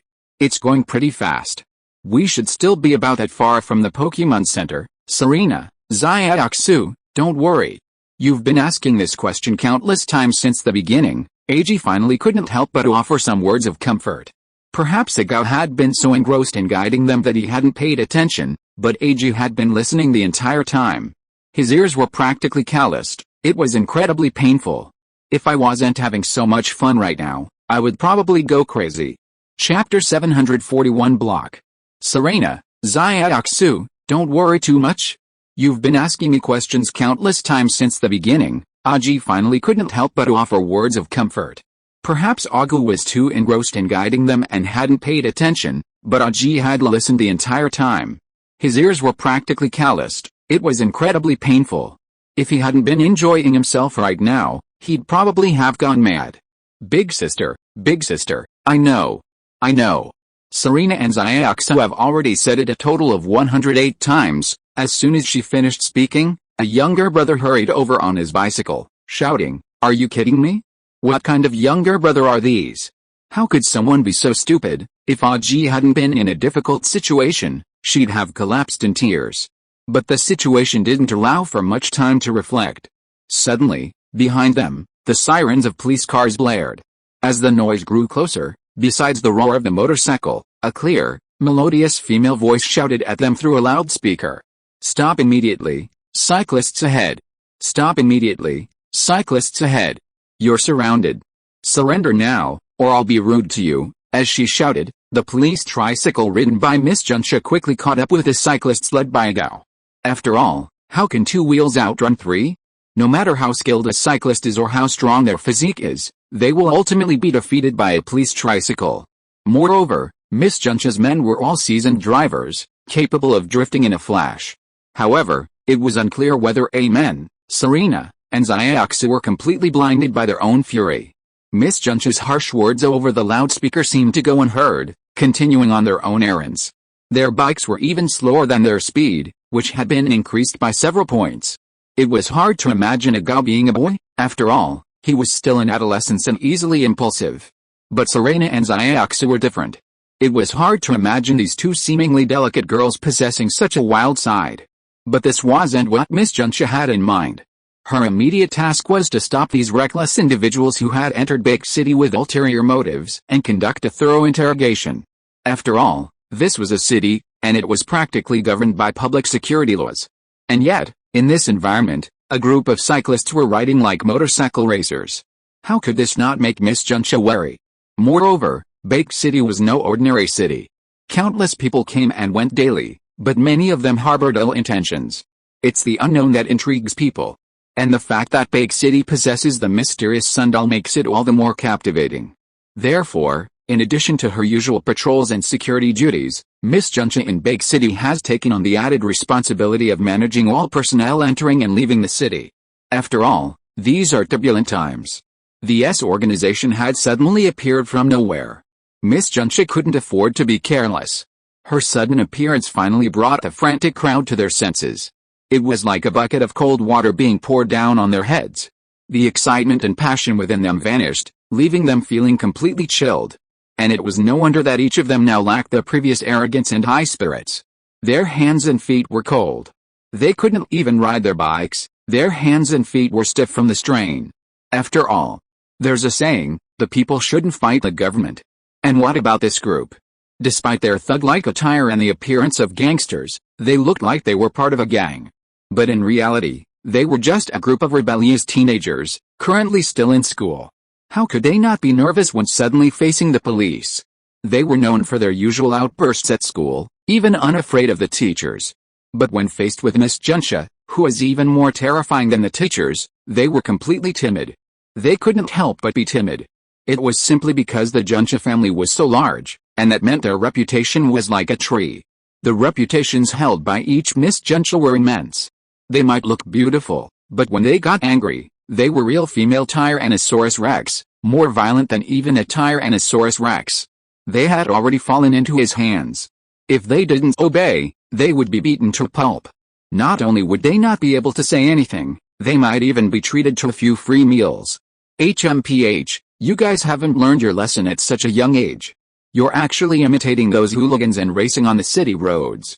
You're so audacious. After stopping the police three-wheeled motorcycle next to the crowd, Miss Junsha, through the motorcycle's headlights, could clearly see the young, slovenly dressed faces.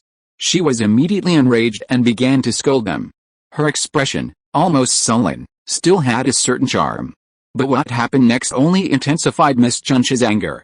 Among the crowd, three figures darted forward at high speed. Their reckless demeanor made it seem as if they had no regard for Miss Junsha, the popular policewoman. They paid no attention to the crowd behind them, which had already stopped. After an initial moment of shock, Miss Junsha's reaction was immediate and she was furious. What was going on with those three people in front? Had they done something unspeakable and were feeling guilty? Otherwise, why would she run away the moment she saw him? Well, I came out on patrol today and thought it would be another empty-handed day like usual, but I didn't expect to catch a big fish today. Miss Junsha made up her mind quickly. Hey, three little thieves in front, stop right there. If you are listening to this novel on a channel other than Fanfic World, it means it was downloaded and re-uploaded without effort. We warmly invite you to visit our channel, Fanfic World. There you will find the original version of this story and many other novels of various genres. We look forward to seeing you dive into a world of incredible novels. Chapter 742 Thread Warning. Hey, those three little thieves up there, stop right there. Surrender now, hands over your heads. Otherwise, I'll use force against you and arrest you. Miss Junsha held up her personal megaphone, while Hayok, beside her, kept shouting. However, the three men who had rushed out in front acted as if they hadn't heard anything, continuing their rapid advance. Instead of stopping, they sped even faster. Miss Junsha was furious upon seeing this. The faint veins on her delicate, white forehead twitched involuntarily, and she clenched her fists. This is too much? This is too much? I've been a hero for so many years, and I've encountered some arrogant people before, but when I encounter someone this arrogant, someone who dares to ignore me, the consequences are always dire. A beautiful smile played at the corners of Miss Junsha's mouth, a hint of rage. However, no matter which angle you looked at it, this arc was incredibly cold, evoking a faint chill. After witnessing the scene, the surrounding group of underlings lost their previous heroic spirit of galloping across the cross-sea bridge and leaping between the two bridge decks. They trembled in fear, and some of the more timid ones even hugged each other. However, there were also courageous ones. Seeing that their boss was and Miss Junsha, this forceful presence was like a deterrent. And seeing the heroic scene of the two women rushing forward, they couldn't help but excitedly discuss it. They chatted non-stop, not at all as if they had been arrested and detained by Miss Junsha for committing a crime. Instead, they chatted with each other as if nothing had happened. What should I do?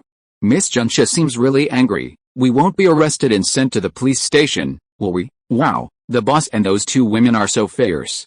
You know, this is Miss Junsha. They actually ignored Miss Junsha's shouts. The idol boss will be my idol from now on. He is worthy of being the boss of our young racing gang. Come on, you still admire these people now. Think about it, if we are arrested and taken to the police station later, what will happen to us? It shouldn't be that serious. After all, no matter what, we are here to escort the injured Pokémon to the Pokémon Center. At this time, some timid people spoke up, and their weak words seemed to lack confidence. At this moment, someone sneered, their laughter filled with sarcasm. You never know. If you have the guts to say that, go tell Miss Junsha. Maybe she'll be moved by sympathy and let us go. Tisk, don't listen to him. I believe that when the time comes, as long as we tell Miss Junsha the whole story, she won't give us too much trouble. After all, we still have another identity, we're students. I'm sure the school will intervene if they find out. You never know. Have you ever seen a criminal escape Miss Junsha's clutches?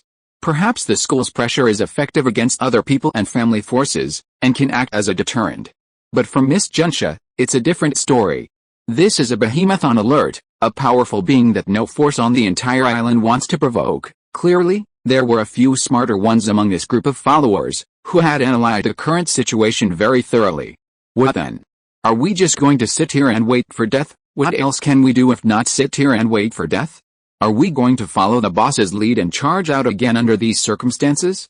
Then they'll just accuse us of assaulting a police officer, and that'll be enough to make things worse for everyone. Alright, everyone, be quiet.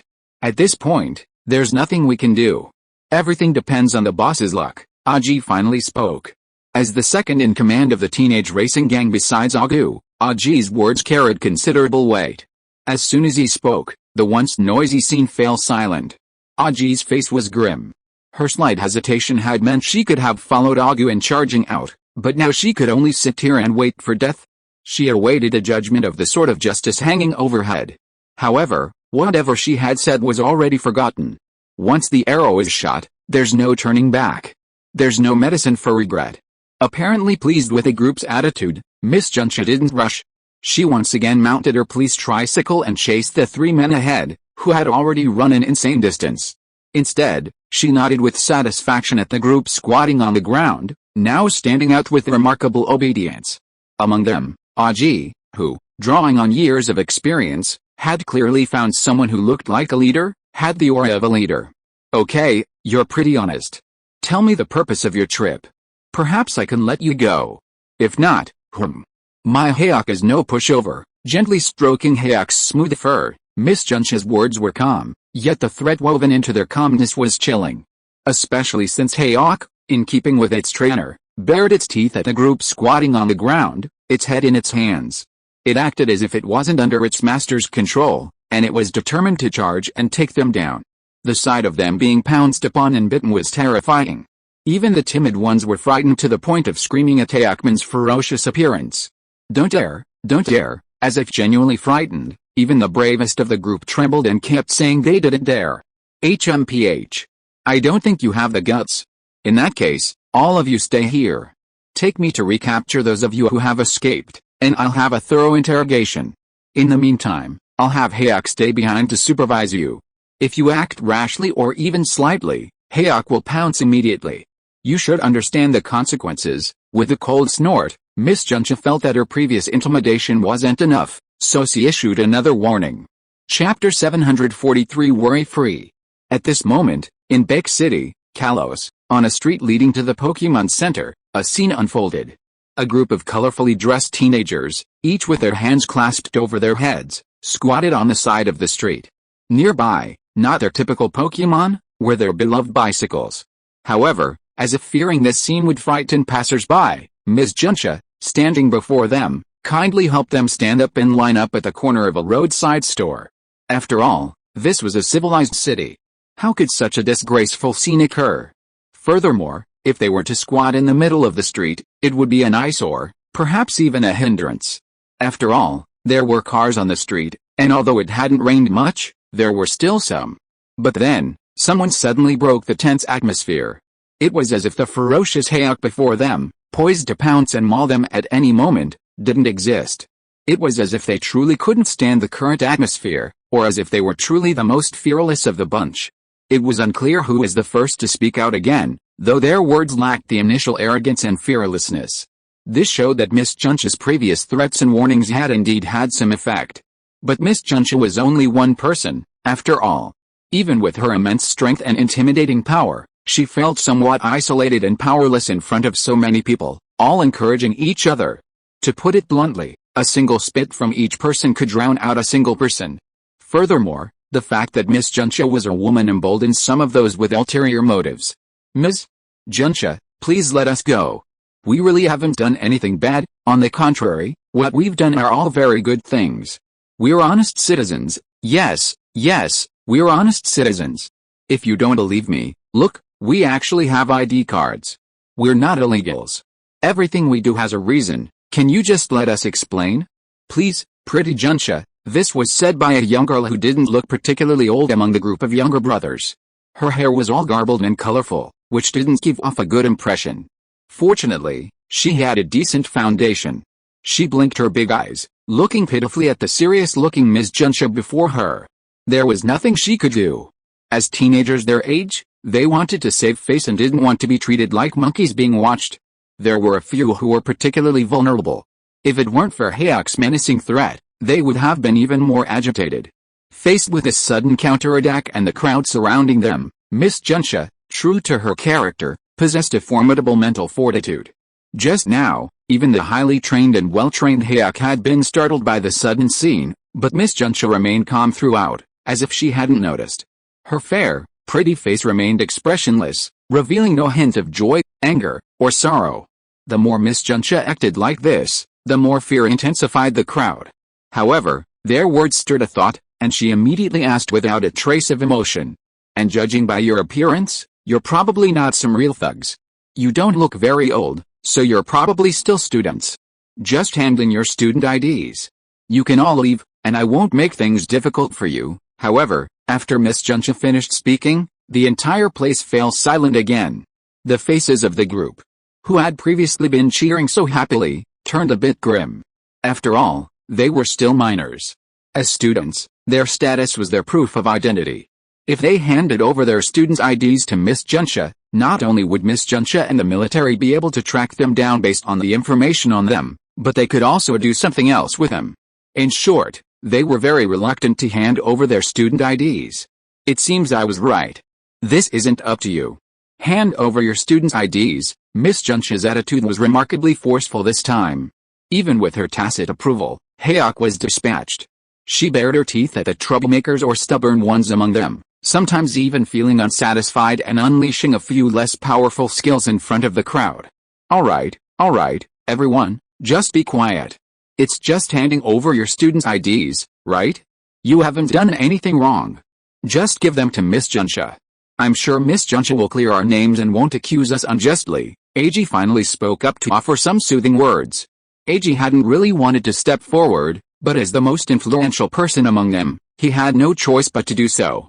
But despite his youth and mere student status, Eiji was incredibly clever. His words seemed submissive, but they were scheming. Miss Juncha had been a police officer for so long, of course, and she hadn't done it for nothing. She immediately understood the meaning of her words. But Miss Juncha really didn't care much. After all, the identities of the two were not on the same level at all. And Miss Juncha was not impulsive for no reason. She was particular about evidence. It seemed that the surveillance cameras on the surrounding roadsides would not be able to escape. After collecting the students' ID cards of the group of people in front of her one by one, Miss Juncha nodded with satisfaction. Well, now that her worries were gone, it was time to get down to business. Those three villains had actually dared to sneak away under her nose. It was time to let them see how powerful the police were. Chapter 744 Surrender. After collecting the students' IDs from everyone in front of her, Miss Juncha finally nodded in satisfaction. Well, now that her worries were over, it was time to get down to business. Those three scoundrels had actually dared to sneak away right under her nose. It was time to show them the power of the police's most powerful women. Looking at the three figures that had already vanished around the corner, Miss Juncha's lips curled into a cold smile. Because from the earlier rhetoric, Miss Juncha had also learned what the purpose of these people was. Although she still felt a little skeptical, it didn't matter. As a police officer, she should actively seek the correct answer. After collecting all the students' IDs, after all, the monk could escape, but the temple could not. Therefore, Miss Juncha didn't leave her Hayat behind to watch over the group. Instead, she straddled the police three-wheeled motorcycle in a very cool pose. Hayak also leaped onto the nearby chair. Hayak, hold on tight. It's time to fly. Leaving behind these carefree words, Miss Juncha had already sped off on a police three-wheeled motorcycle. The people who hadn't left looked at each other, wanting to say something but finding nothing to say. They could only watch helplessly as the police lights flashed further and further away until they disappeared from sight. Big sister, what should we do now? How about we all run? I heard those who get taken to the police station don't end up well. Wow, I don't want to go to the police station. I want my mom. I want to study hard now. At this point, Eiji was regretting even more that he hadn't rushed out with them, that he hadn't decided to stay. What kind of people were they? Did they really think they could escape without Miss Juncha watching them? After all, the Juncha and Joey families, two of the largest families in the island nation, were no joke. The Juncha family, in particular, is a prominent figure in the police force. With its members spread far and wide, it resembles a spider web radiating from its center. Its powerful network encompasses every location with a police station. And in this island nation, wherever there's life, there's a Pokémon Center and the gentle and kind Miss Joy and her assistants. And Miss Juncha goes without saying. From the capital to a small rural village or even the wilderness, Miss Juncha is always present. I just want to say, Are you guys here to make fun of me? Run away now. I'll bet you 50 cents worth of spicy noodles. You'll probably be recaptured before you even leave Bake City, Eiji said with a mocking look. So what do you think we should do? This won't work, that won't work. Are we really just going to sit here and wait for death? Sitting here and waiting for death? How could that be possible? It's impossible in this lifetime. We can't just sit here and wait for death when things happen. Okay, how about we go find the boss right now? Maybe he'll have some ideas. Some of the more intelligent ones offered their own suggestions. However, Aji seemed to have completely ignored their discussions. After just a moment in the city, he walked to the bicycle park, picked a direction, and rode straight in that direction. Big sister, how could you run off alone and leave me behind? Big sister, where are you going? Take us with you. Hearing the incessant shouting from behind, Aji didn't even turn back, leaving only 5 words. Turn in at the police station. What? Turn in at the police station? How can that be possible? That's what you're saying. None of us have done anything wrong. Why should we turn ourselves in? Yet, those 5 words alone were like tons of C4 dropped on the crowd, sending the atmosphere into an uproar. Several even spoke up to dissuade their big sister from doing anything foolish. However, Aji was riding so fast that only her back could be seen. For a moment, everyone stared at each other, unsure what to do. Helplessly, after consulting with a few of the more intelligent individuals, they finally decided to follow their big sister's lead. Okay, everyone, stop talking. Since big sister Yasity has surrendered herself to the police station, it means she must have found some way to deal with it. Let's go together. Yes, let's surrender ourselves to the police station. Maybe once Miss Junshi can figure out the whole story and prove we're not lying, she'll let us go. Then let's do it. And so, a large group of people, after confirming the direction Aji had taken, followed him. Miss Junshi was completely unaware of what was happening on Aji's side. She was completely focused on chasing the 3 women ahead, who were fleeing on their bikes. It's amazing how much the police 3-wheeled motorcycles were modified, and they were indeed top-notch. Even before this, Miss Junshi had asked Agu and his men to ride their bikes far away. But now, after just a moment's pursuit, Miss Junshi saw the back of the 3-wheeled motorcycle again. There was no intention of playing tricks on the rat. Since the goal was to capture the criminal suspect, Miss Junshi, they had to do their best.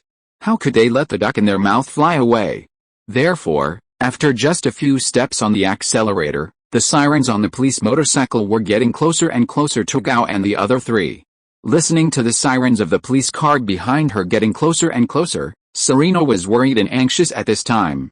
What should I do? What should I do? Miss Junshi behind us is about to catch up.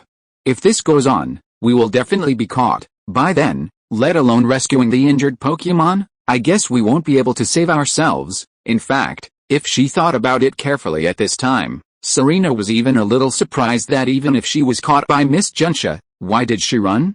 Chapter 745 Conjecture. In fact, thinking about it carefully now, Serena was even a little puzzled as to why she had run away, even though Miss Junshi had caught her. Indeed, although they were anxious to get the injured Pokémon to the Pokémon Center for Miss Joy's treatment, there was no need to seize the opportunity to turn around and run. After all, they hadn't done anything wrong. However, at the time, Agao's explanation was this. Since Yu's Pokémon is so badly injured, we're definitely anxious to get it out. However, if we run into Miss Junshi now, far from speeding things up, we might even be stopped. Bake City is currently in a special period, and all strangers entering or leaving the city must register. Besides, we're carrying so many injured Pokémon, and we'll have a hard time explaining ourselves. So, rather than getting stopped and delaying treatment, we might as well take a chance. Maybe the bicycle will actually turn into a motorcycle. Spurred on by these words and a subconscious realization, Serena and Xiaoxu, the 2 somewhat naive girls, rushed out with Agao. Before leaving, Agao had called out to Eiji, wanting him to go with them, but he'd refused. But now, having calmed down, he felt that Eiji's choice and approach were absolutely right. Why was he looking for trouble? Wouldn't it be better to follow Eiji's lead and stay there obediently? Perhaps Miss Junshi would see their good behavior and help get the injured Pokémon to the Pokémon Center. Indeed, Agao, who was leaving at this moment, was also filled with regret, and annoyance was spreading through his heart. If Agao knew that Eiji's thoughts were the opposite of his and that he also felt some regret, he wouldn't know what to think. But as Eiji had said before, it was too late to think about all this. The arrow was on the string and had to be released, and they had no choice but to go down this path. There's nothing we can do. We can't let Miss Junsha delay the injured Pokemon's rescue. Everyone, hurry up. We'll be at the Pokemon Center soon. We should be able to rest in and clear up the misunderstanding. That's the only way. But, Agao, are you sure you're taking the right route? Why haven't we seen the Pokemon Center yet? We're almost there, almost there. Don't worry. Isn't it better for young people to be calm? And trust me, I know the way to the Pokemon Center by heart since I was a kid. Okay? And, Serena, this is the 10th time you've asked me that. Remember, it's only been a few minutes since we started. Agao, though a little nervous, was genuinely angry. This Serena, like a reborn parrot, would ask questions every once in a while. Puff, Xiaoxu, who was following the other side of the group, couldn't help but chuckle after seeing this. But her laughter barely lasted long before it died down again, simply because she simply couldn't laugh anymore. Serena and Agao also fell silent, staring blankly in the direction Xiaoxu was looking. The sirens that had once blared behind them had now reached their own level. Even sitting on the other side of the police three-wheeled motorcycle, Hayok was sticking out his tongue, looking at the three of them with a goofy expression. Next to him, Miss Junsha, driving a police three-wheeled motorcycle with a formal license, looked particularly dashing. Hello, everyone, are you done chatting? If so, please pull over and come back to the police station to take a statement. Her harmless words were devoid of any emotion or warmth.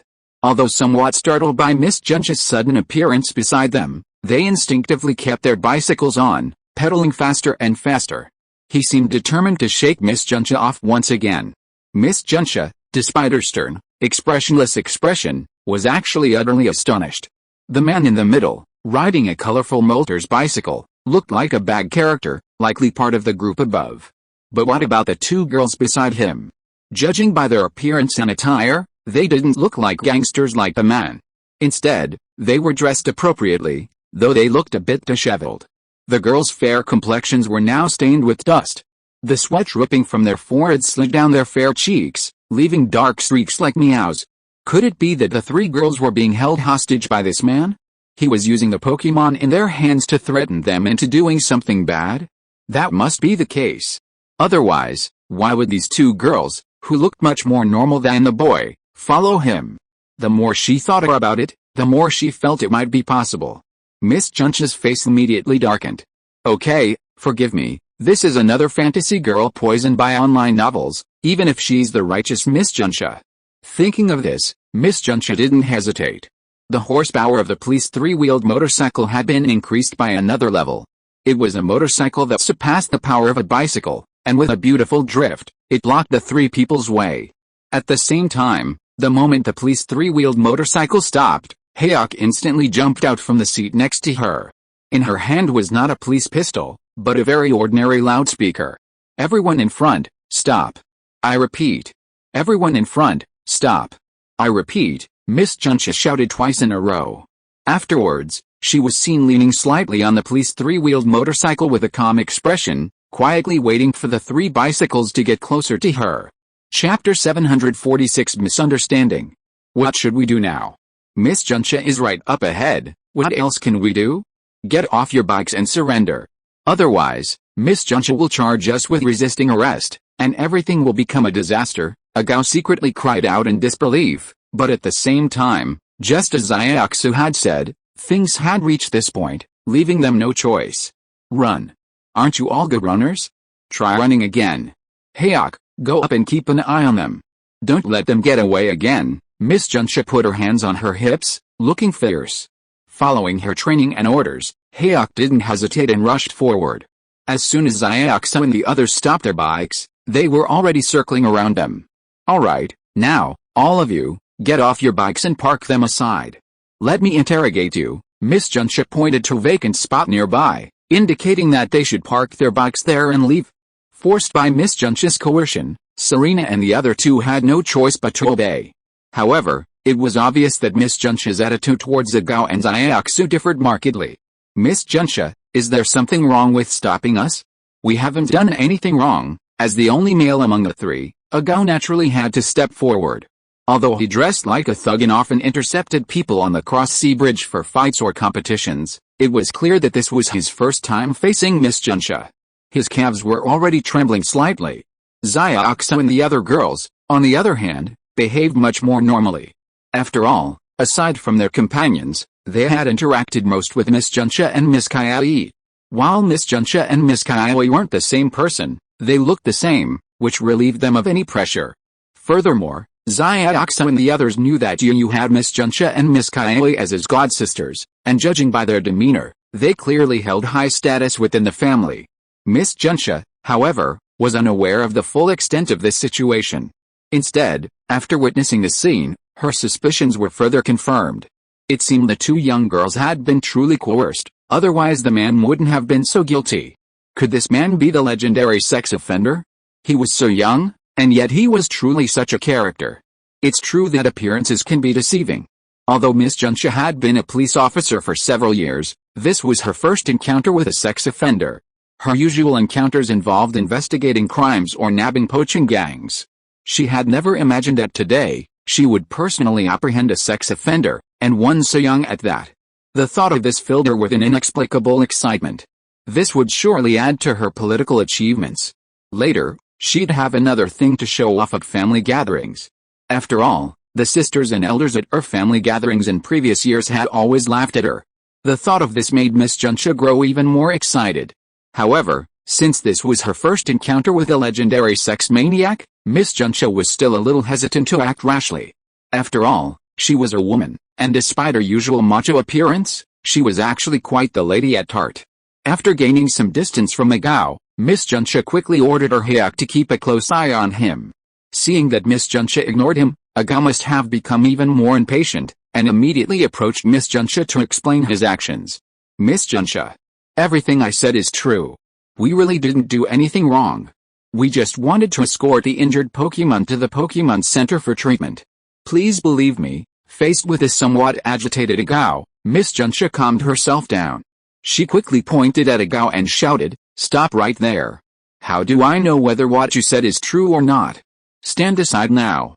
Let me ask these two girls, and then we can judge whether what you said is true or not." After being scolded by Miss Junsha, Agao did not dare to say a word on the spot and just stepped aside silently. He looked at Miss Junsha with some grievance, as if to say that he did not lie at all and please believe him. However, this world always looks at appearance, and the impression of appearance is very important. For a police officer like Miss Junsha, Agao's gangster outfit has greatly reduced his impression points. In addition, Miss Junsha had just formed a preconceived notion, so it would be strange if she could give Agao a good face. Ladies, is everything just as that thug said? Don't worry about him threatening you. You're safe now, so feel free to tell the truth. Don't worry, with me here, no bad guy can hurt you. Miss Junsha spoke again, her eyes flickering towards Agao, patting her plump breasts. She carried herself with the air of, just tell me, I'll take care of you all. She was even afraid these two innocent girls, who had previously been threatened or poisoned by the man nearby, wouldn't dare speak out, so she made a promise in advance. Oh my god, how could I be the bad guy again? This is so unfair, isn't it? I'm a good citizen, or I was just doing something righteous, right? Not giving me a bravery award is fine, but they can still accuse me like this. Agao was so aggrieved that he almost wanted to vomit blood. What was this all about? Wasn't he just dressed like a thug? He was actually a 3-good student. As for what 3 good students were, anyone with a good mind would know. Xiaoxia and Serena exchanged bewildered glances after hearing Miss Junsha's assurance. They were momentarily stunned, unsure of what to say. After glancing at each other, they both turned their gazes to Agao, as if questioning, yet also sympathizing, with the man before them. Agao felt almost mortified by the two women's gazes. While this small gesture seemed innocent, it was still noticed by the attentive Miss Junsha, who immediately raised her eyebrows. Chapter 747 Bad Luck. Agao was visibly embarrassed by the two women's gazes. Though their small gesture seemed ordinary, it was still noticed by the attentive Miss Junsha, who immediately raised her eyebrows. She glared fiercely at Agao, who was standing nearby, listening intently. At the same time, she stood calmly between Xiaoxia and the other woman and Agao's gaze.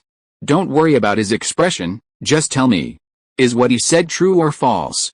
If it's false, I will not let him go. Miss Junxia said this with a murderous look on her face.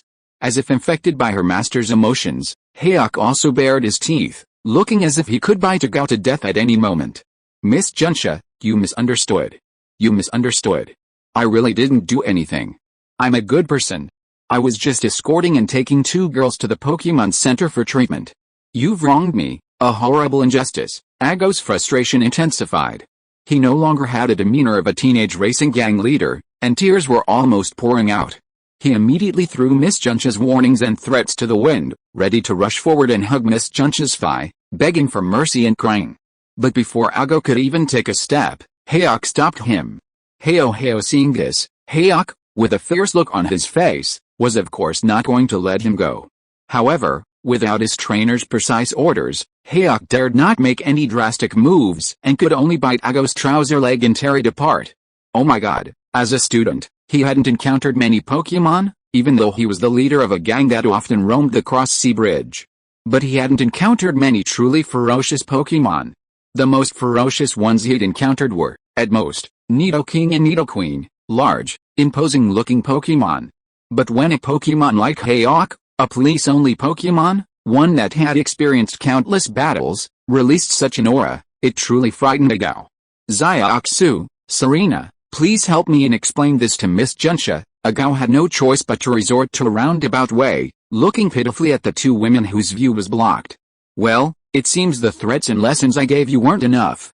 You dare to speak at this moment, Miss Junxia cried out in frustration. This little punk was too arrogant. He didn't even take her words seriously. He looked about the same age as the previous group. He looked like a problem student at such a young age. But he could still be considered a perverted problem student. No, I don't dare anymore, I don't dare anymore, Agao said, his neck twitching. What else could he do at this point? He could only remain silent. The grievance he felt was all he knew. He watched as those 2 had been the only ones talking from the beginning. Even though they were the ones being questioned, it seemed they hadn't said anything yet. Serena and Xiaoxu, both kind-hearted women, felt a pity after witnessing this scene. After all, Agao was Yiyu's friend, tasked with guiding them and protecting them. Even if he didn't have any credit, he certainly had to work hard. So, now was their turn to speak. Ms. Junxia, I think you might have misunderstood something. What Agao said is true. He didn't mean to deceive you in the slightest, and we're not threatened at all. Agao is truly a good man. For some reason, Agao felt the inexplicable urge to cry when he heard Xiaoxu's words. It's unclear whether this was due to feelings of gratitude, or if there were other reasons or purposes behind this. But why, after I stopped you earlier, instead of stopping, you rushed out? I had to chase you halfway down the block. Miss Junxia was clearly still a little unconvinced, her eyes gazing at the 3 of them with suspicion.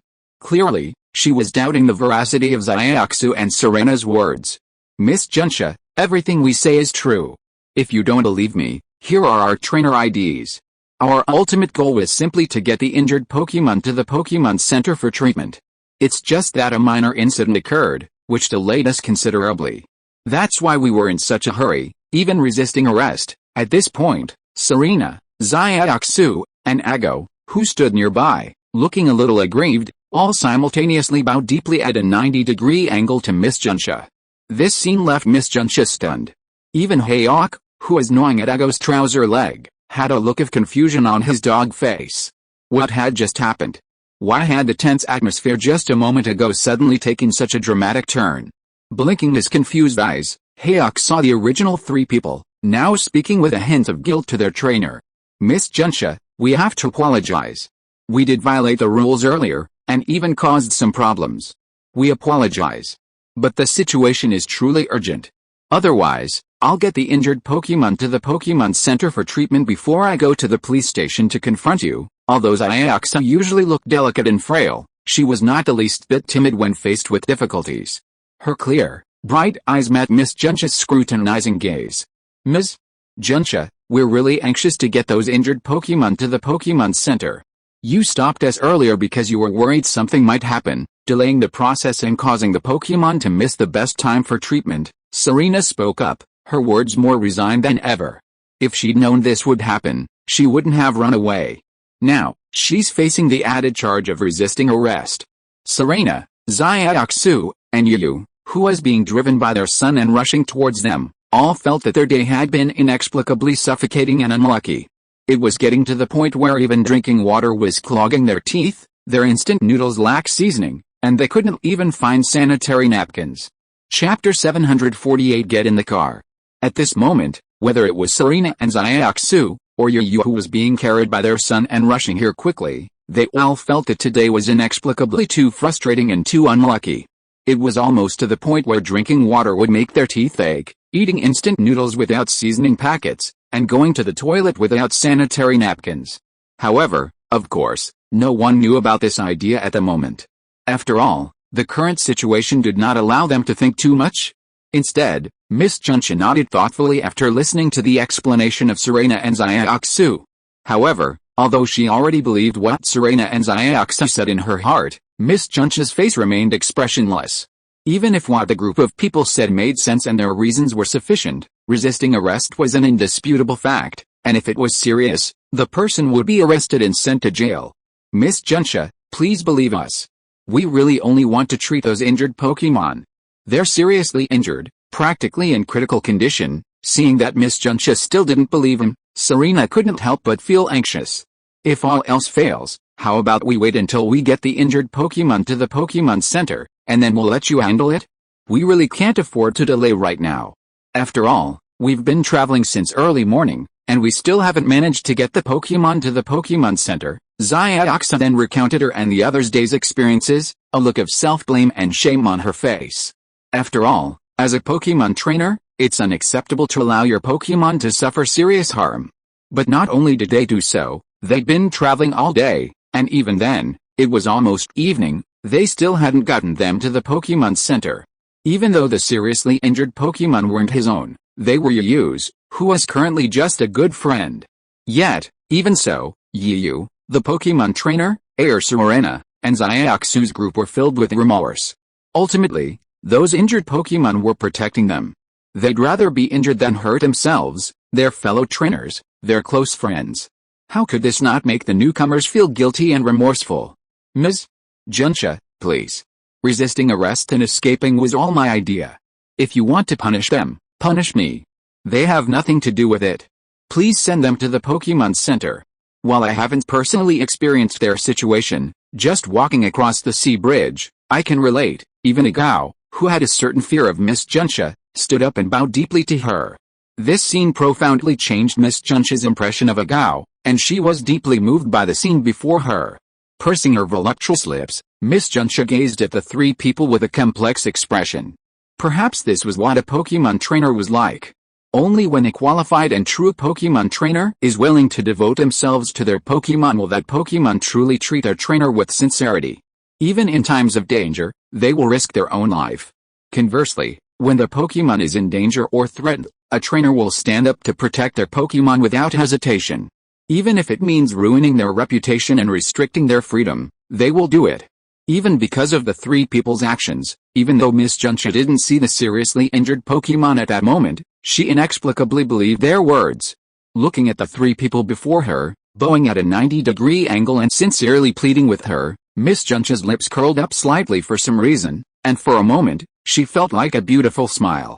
Seeing Miss Junxia's lack of response, Serena and the other two, anxious as they were, secretly glanced up at her, trying to discern her expression. However, what they saw next stunned them. Miss Junxia, who had been standing before them, had already left. Furthermore, even her Pokémon, Hayok, had vanished. While stunned, Xiaoxu and the other two couldn't help but breathe a sigh of relief. They couldn't understand Miss Junxia's sudden departure, but if they couldn't figure it out, they shouldn't dwell on it. After all, it didn't matter anymore. Miss Junxia's willingness to act like this meant she had tacitly given them permission to leave and complete their mission. But before they could finally let out a sigh of relief, the sudden blare of sirens not far ahead of them lifted their spirits once again. Their emotions fluctuated like a roller coaster, fluctuating up and down. Fortunately, the three of them were still young and their hearts were fine, so they didn't get seriously frightened. However, the flush on their faces still betrayed their inner turmoil. Heyo heyo. At the same time, from the direction of the sirens, Hayok's voice rang out. Hey, what are you guys doing there? Aren't you in a hurry to get the injured Pokemon to the Pokemon Center? Aren't you hurrying up now? Are you lying to me? Riding on a three-wheeled police motorcycle, Miss Junsha looked at the three stunned people and couldn't help but chuckle. Miss Junsha, are you, what? Do you really want me to arrest you? Miss Junsha's smile remained, a stark contrast to her initial coldness. Now it blossomed like a flower, strangely warm and kind. Okay, don't just stand there. Serena and Xiaoguang, come over and ride on my police motorcycle. All three exclamations of disbelief rang out simultaneously. Their words were filled with a sense of uncertainty. They hadn't expected such a sudden turn of events, given the tense atmosphere just moments before. If you are listening to this novel on a channel other than Fanfic World, it means it was downloaded and re-uploaded without effort. We warmly invite you to visit our channel, Fanfic World. There you will find the original version of this story and many other novels of various genres. We look forward to seeing you dive into a world of incredible novels. Chapter 749 Advice. What? Hurry up and get in the car, you two. Immediate rescue for an injured Pokemon is no small matter. Didn't you say you've been traveling all day? I see you're really slow on your bikes. How about giving you a ride on my police motorcycle? Wouldn't it be much faster and more convenient than your arduous climb all the way here? As Miss Junsha spoke, she donned her helmet and patted the back seat of her motorcycle. As if fearing Serena and Xiaoguang would reject her offer, Miss Junsha was completely reckless, even returning Hayok, who usually accompanied her on patrol to catch criminals, to his Pokeball. Since Miss Junsha had already said this and demonstrated it with her actions, it would be incredibly unkind of Serena and Xiaoguang to refuse Miss Junsha at this point. If that's the case, then we can't refuse, Ms. Junsha, I'll trouble you now. Serena and Xiaoguang were both very polite, bowing to Miss Junsha. Without hesitation, they both boarded Miss Junsha's police three-wheeled motorcycle. It's worth noting that Miss Junsha's police three-wheeled motorcycle only had 3 seats. All 3 were already occupied, but there was still one extra person among them, Agao. Upon seeing this, Agao became even more anxious. With the speed of a 100-meter sprint, he rushed directly in front of Miss Junsha's police three-wheeled motorcycle, stopping it in its tracks as it was about to take off. Hey, Miss Junsha, have you forgotten something? I haven't even gotten on the motorcycle yet. How could you just leave me and run away? Agao spoke with a natural tone, as if Miss Junsha was naturally expected to take him along. However, in response to Agao's obstruction, Miss Junsha simply rolled her eyes at him. What are you taking? Don't you see all the seats are full? You're not planning on riding in the basket, are you? My police motorcycle doesn't have a basket. Miss Junsha felt both helpless and secretly delighted. Unfortunately, Miss Junsha's police tricycle only had 3 seats, and one of those seats was originally occupied by Hayok. However, due to urgency, Hayok had to give up his reserved seat. As for the chuckle, it was because Agao had initially made a poor impression on her. Although that had changed, she still couldn't fully accept him. Therefore, when there was no room, Miss Junsha naturally rejected Agao. Hearing Miss Junsha's reason for rejecting Agao, Serena and Xiaoguang felt a little embarrassed. They looked at Agao with a hint of apology. While they weren't entirely to blame, they were certainly responsible. Furthermore, Agao's current situation was largely due to them. It was all about escorting them to the Pokemon Center in Big City. At that moment, Agao seemed to understand the emotions in Serena and Xiaoguang's eyes. The slight annoyance he'd felt just then vanished. A nonchalant smile appeared on his face, and he waved his hand graciously. It's okay. Go ahead. You go ahead. However, at this point, he hadn't noticed Miss Junsha's adherent's sarcastic skills. Her pleasant, crisp voice rang out once more, only to have Agao's face darken. Don't worry about that kid. Isn't he known as the leader of some teenage drag race gang? Judging from his name, his bike skills must be pretty impressive. So, having him chase us on a bike shouldn't be a problem.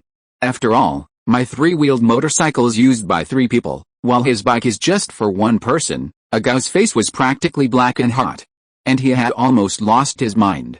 He completely ignored even the tyranny that Miss Junsha had previously inflicted on him, temporarily forgetting his decision. Hey, how can you be so calculating? Aren't they said the police are fair and just? But how can you be so? How can you compare a bicycle to a motorcycle? I mean, didn't your gym teacher teach you math? How do you know? My math was indeed taught by our gym teacher. After all, He was our gym teacher and math teacher at the time, Miss Junsha said seriously, with a serious tone. Even Serena and Xiaoguang, who were eavesdropping on the situation, were stunned and dumbfounded. Is this still the Miss Junsha they remembered? How could she have such a sinister side? You're so arrogant. You're Miss Junsha, everything you say is right. Aga was frustrated. He knew it was impossible to reason with a girl, especially since she was a police officer. He was going to make even the most unreasonable things sound reasonable. Aga was like a defeated turkey chick, while Miss Junsha proudly held her head high. Then, before Aga could react, the motorcycle sped off, leaving only a wisp of exhaust fumes lingering in front of him. Cough cough cough. The exhaust fumes choked him, causing him to cough repeatedly, even bringing out a few tears. Damn it. Just because you're Miss Junsha, you can do whatever you want? How can you bully me like this? Aga was furious and cursing, but he watched the sirens of the police car disappear from his sight. He could only stamp his feet in resignation, quickly picked up his stylish bicycle that he had parked not far away, and hurriedly chased after the police tricycle that had already gone far away. Hey, wait for me. Just as a dramatic scene was happening here. At the same time, Yu was also carrying his beloved son, rushing towards the direction of Bake City at an incredible speed. Yu, can you slow down a bit? We are now within the scope of Bake City. There is no need to be so anxious. Besides, there are so many pedestrians coming and going after entering the city. It will not be good to continue at such a fast speed. Chapter 750. Breaking into the Pokémon Center. Besides, maybe Pichu and the others have already been taken to the Pokémon Center in Bake City by Serena and Xiaoguang to receive treatment from Miss Joy. What's the point of being so anxious? You'd better ride slowly now that you're in the city. Riding so fast will really be bad, Air advised earnestly. Yu was truly frantic at this moment. He was speeding to an unimaginable degree. The whistling wind whistled past Air's ears. If she hadn't clung to Yu's waist the entire way, resting her face against his broad back, Air probably would have been unable to bear it. Now that they were inside Bake City, Yu's speed didn't slow down. Instead, he felt that with a short distance left, he only needed to pick up a little speed to reach Pikachu and the others. Therefore, Yu's speed increased after entering the city, not only increasing, but even during this period, because of his incredible speed. There were a few near misses, but luckily, everything was a safe bet. Even so, Air was terrified, and now, as if she couldn't help herself, she spoke out in warning. Not to mention that Air had endured the entire journey, the blistering speed was truly difficult for her. She hadn't screamed out loud, and it was a remarkable feat that she had managed to hold back until now. Okay, alright, Yu suddenly seemed to sense something was amiss with Air behind him, and he slowly slowed down. Yu, look, the Pokémon Center isn't far ahead. Air, perched on the back of the bicycle, was suddenly surprised to see the tall building ahead. Atop it was the Pokémon Center's distinctive logo, the P. Especially at night, the glowing red letter P was even more clearly visible. It was like a beacon, guiding Pokémon trainers like Yu and the others in their current predicament. It really is the Pokémon Center, Yu exclaimed in surprise. However, he didn't immediately pick up speed as he had just done. Instead, a strange smile crept across his lips as he thought of Air, who was sitting behind him. Air lifted her face from Yu's back and blinked in confusion, checking that the surrounding scenery wasn't moving backwards due to the sudden increase in speed. Air had actually felt a surge of regret after only showing Yu the direction of the Pokémon Center. How could she be so forgetful? After all, as someone who had spent the longest time with Yu, she knew his temper well. She had expected Yu to pick up speed again upon seeing the Pokémon Center so close, and Air had braced herself for it. But after blinking, the situation she saw was completely different from what she had imagined. Then, she realized what was happening. A smile barely concealed in her beautiful eyes as she gazed upon the figure now intently riding a bicycle. A warm, sweet smile played upon her lips. Then, Air once again rested her pretty face against Yu's broad, warm back. This heartwarming scene immediately drew the attention of passers-by, whose eyes, besides expressions of despair, also held a blessing. The man was handsome and elegant, the woman sweet and lovely. Furthermore, at this moment, the man was riding his bicycle, carrying the woman leaning her head against a man's back, a pairing of perfect harmony. Like the legendary couple of gods, truly enviable. Of course, Yu and Air were completely unaware of their unintentional act. For a while thereafter, every evening in Bake City. The women would have their boyfriends ride them on bicycles, riding in the night breeze, sweetly and shyly as the people around them looked on with congratulations, before turning their attention to Serena and Xiaoguang. Miss Junxia was a true veteran, a true champion of female drivers. She piloted a police three-wheeled motorcycle, even with 2 people aboard, with impeccable grace. Furthermore, the speed was practically lightning fast. Furthermore, because it was a police vehicle, after Miss Junxia sounded the alarm once more, pedestrians and vehicles alike automatically gave way, leaving a clear path for Miss Junxia to navigate with impunity. Furthermore, Miss Junxia was a top official in the police department, so she wasn't entirely worried about being stopped for speeding or some other unexpected incident. It's fair to say that upon discovering this, Agao was speechless. It's true that officials are allowed to set fires, but ordinary people are forbidden from lighting lanterns. He wasn't racing, he was saving lives, and yet he was stopped. But look at them now, that's true racing, and they were doing it without any problems, even receiving praise and admiration in the end. Why are we all the same, but so different? Isn't it said that men and women are equal? Of course, Agao only learned about this later. He was riding a bicycle, and no matter how skilled he was, no matter how fast he pedaled, 2 wheels couldn't compare to 3. Especially since they were specially modified police motorcycles. It really goes without saying that being a police officer is quite useful. Miss Junxia not only made it to the Pokémon Center without any problems, but most people, even on bicycles, would be intimidated or respectful of the Pokémon Center's special status. They would stop their cars about 10 to 20 meters from the entrance and then walk in. But Miss Junxia didn't do that. Instead of stopping his motorcycle and walking, he rode it straight into the Pokémon Center, under the horrified gazes of Xiaoguang and Serena. This is something that really needs to be mentioned. The Pokémon Center's status in the Pokémon League is indeed very high. End of this chapter. Thank you so much for reading until the end. Don't forget to give it a like. Looking for more exclusive content and immediate access? Subscribe to our Patreon. Remember, every like, subscription or donation encourages us to continue. Thank you all. See you in the next video.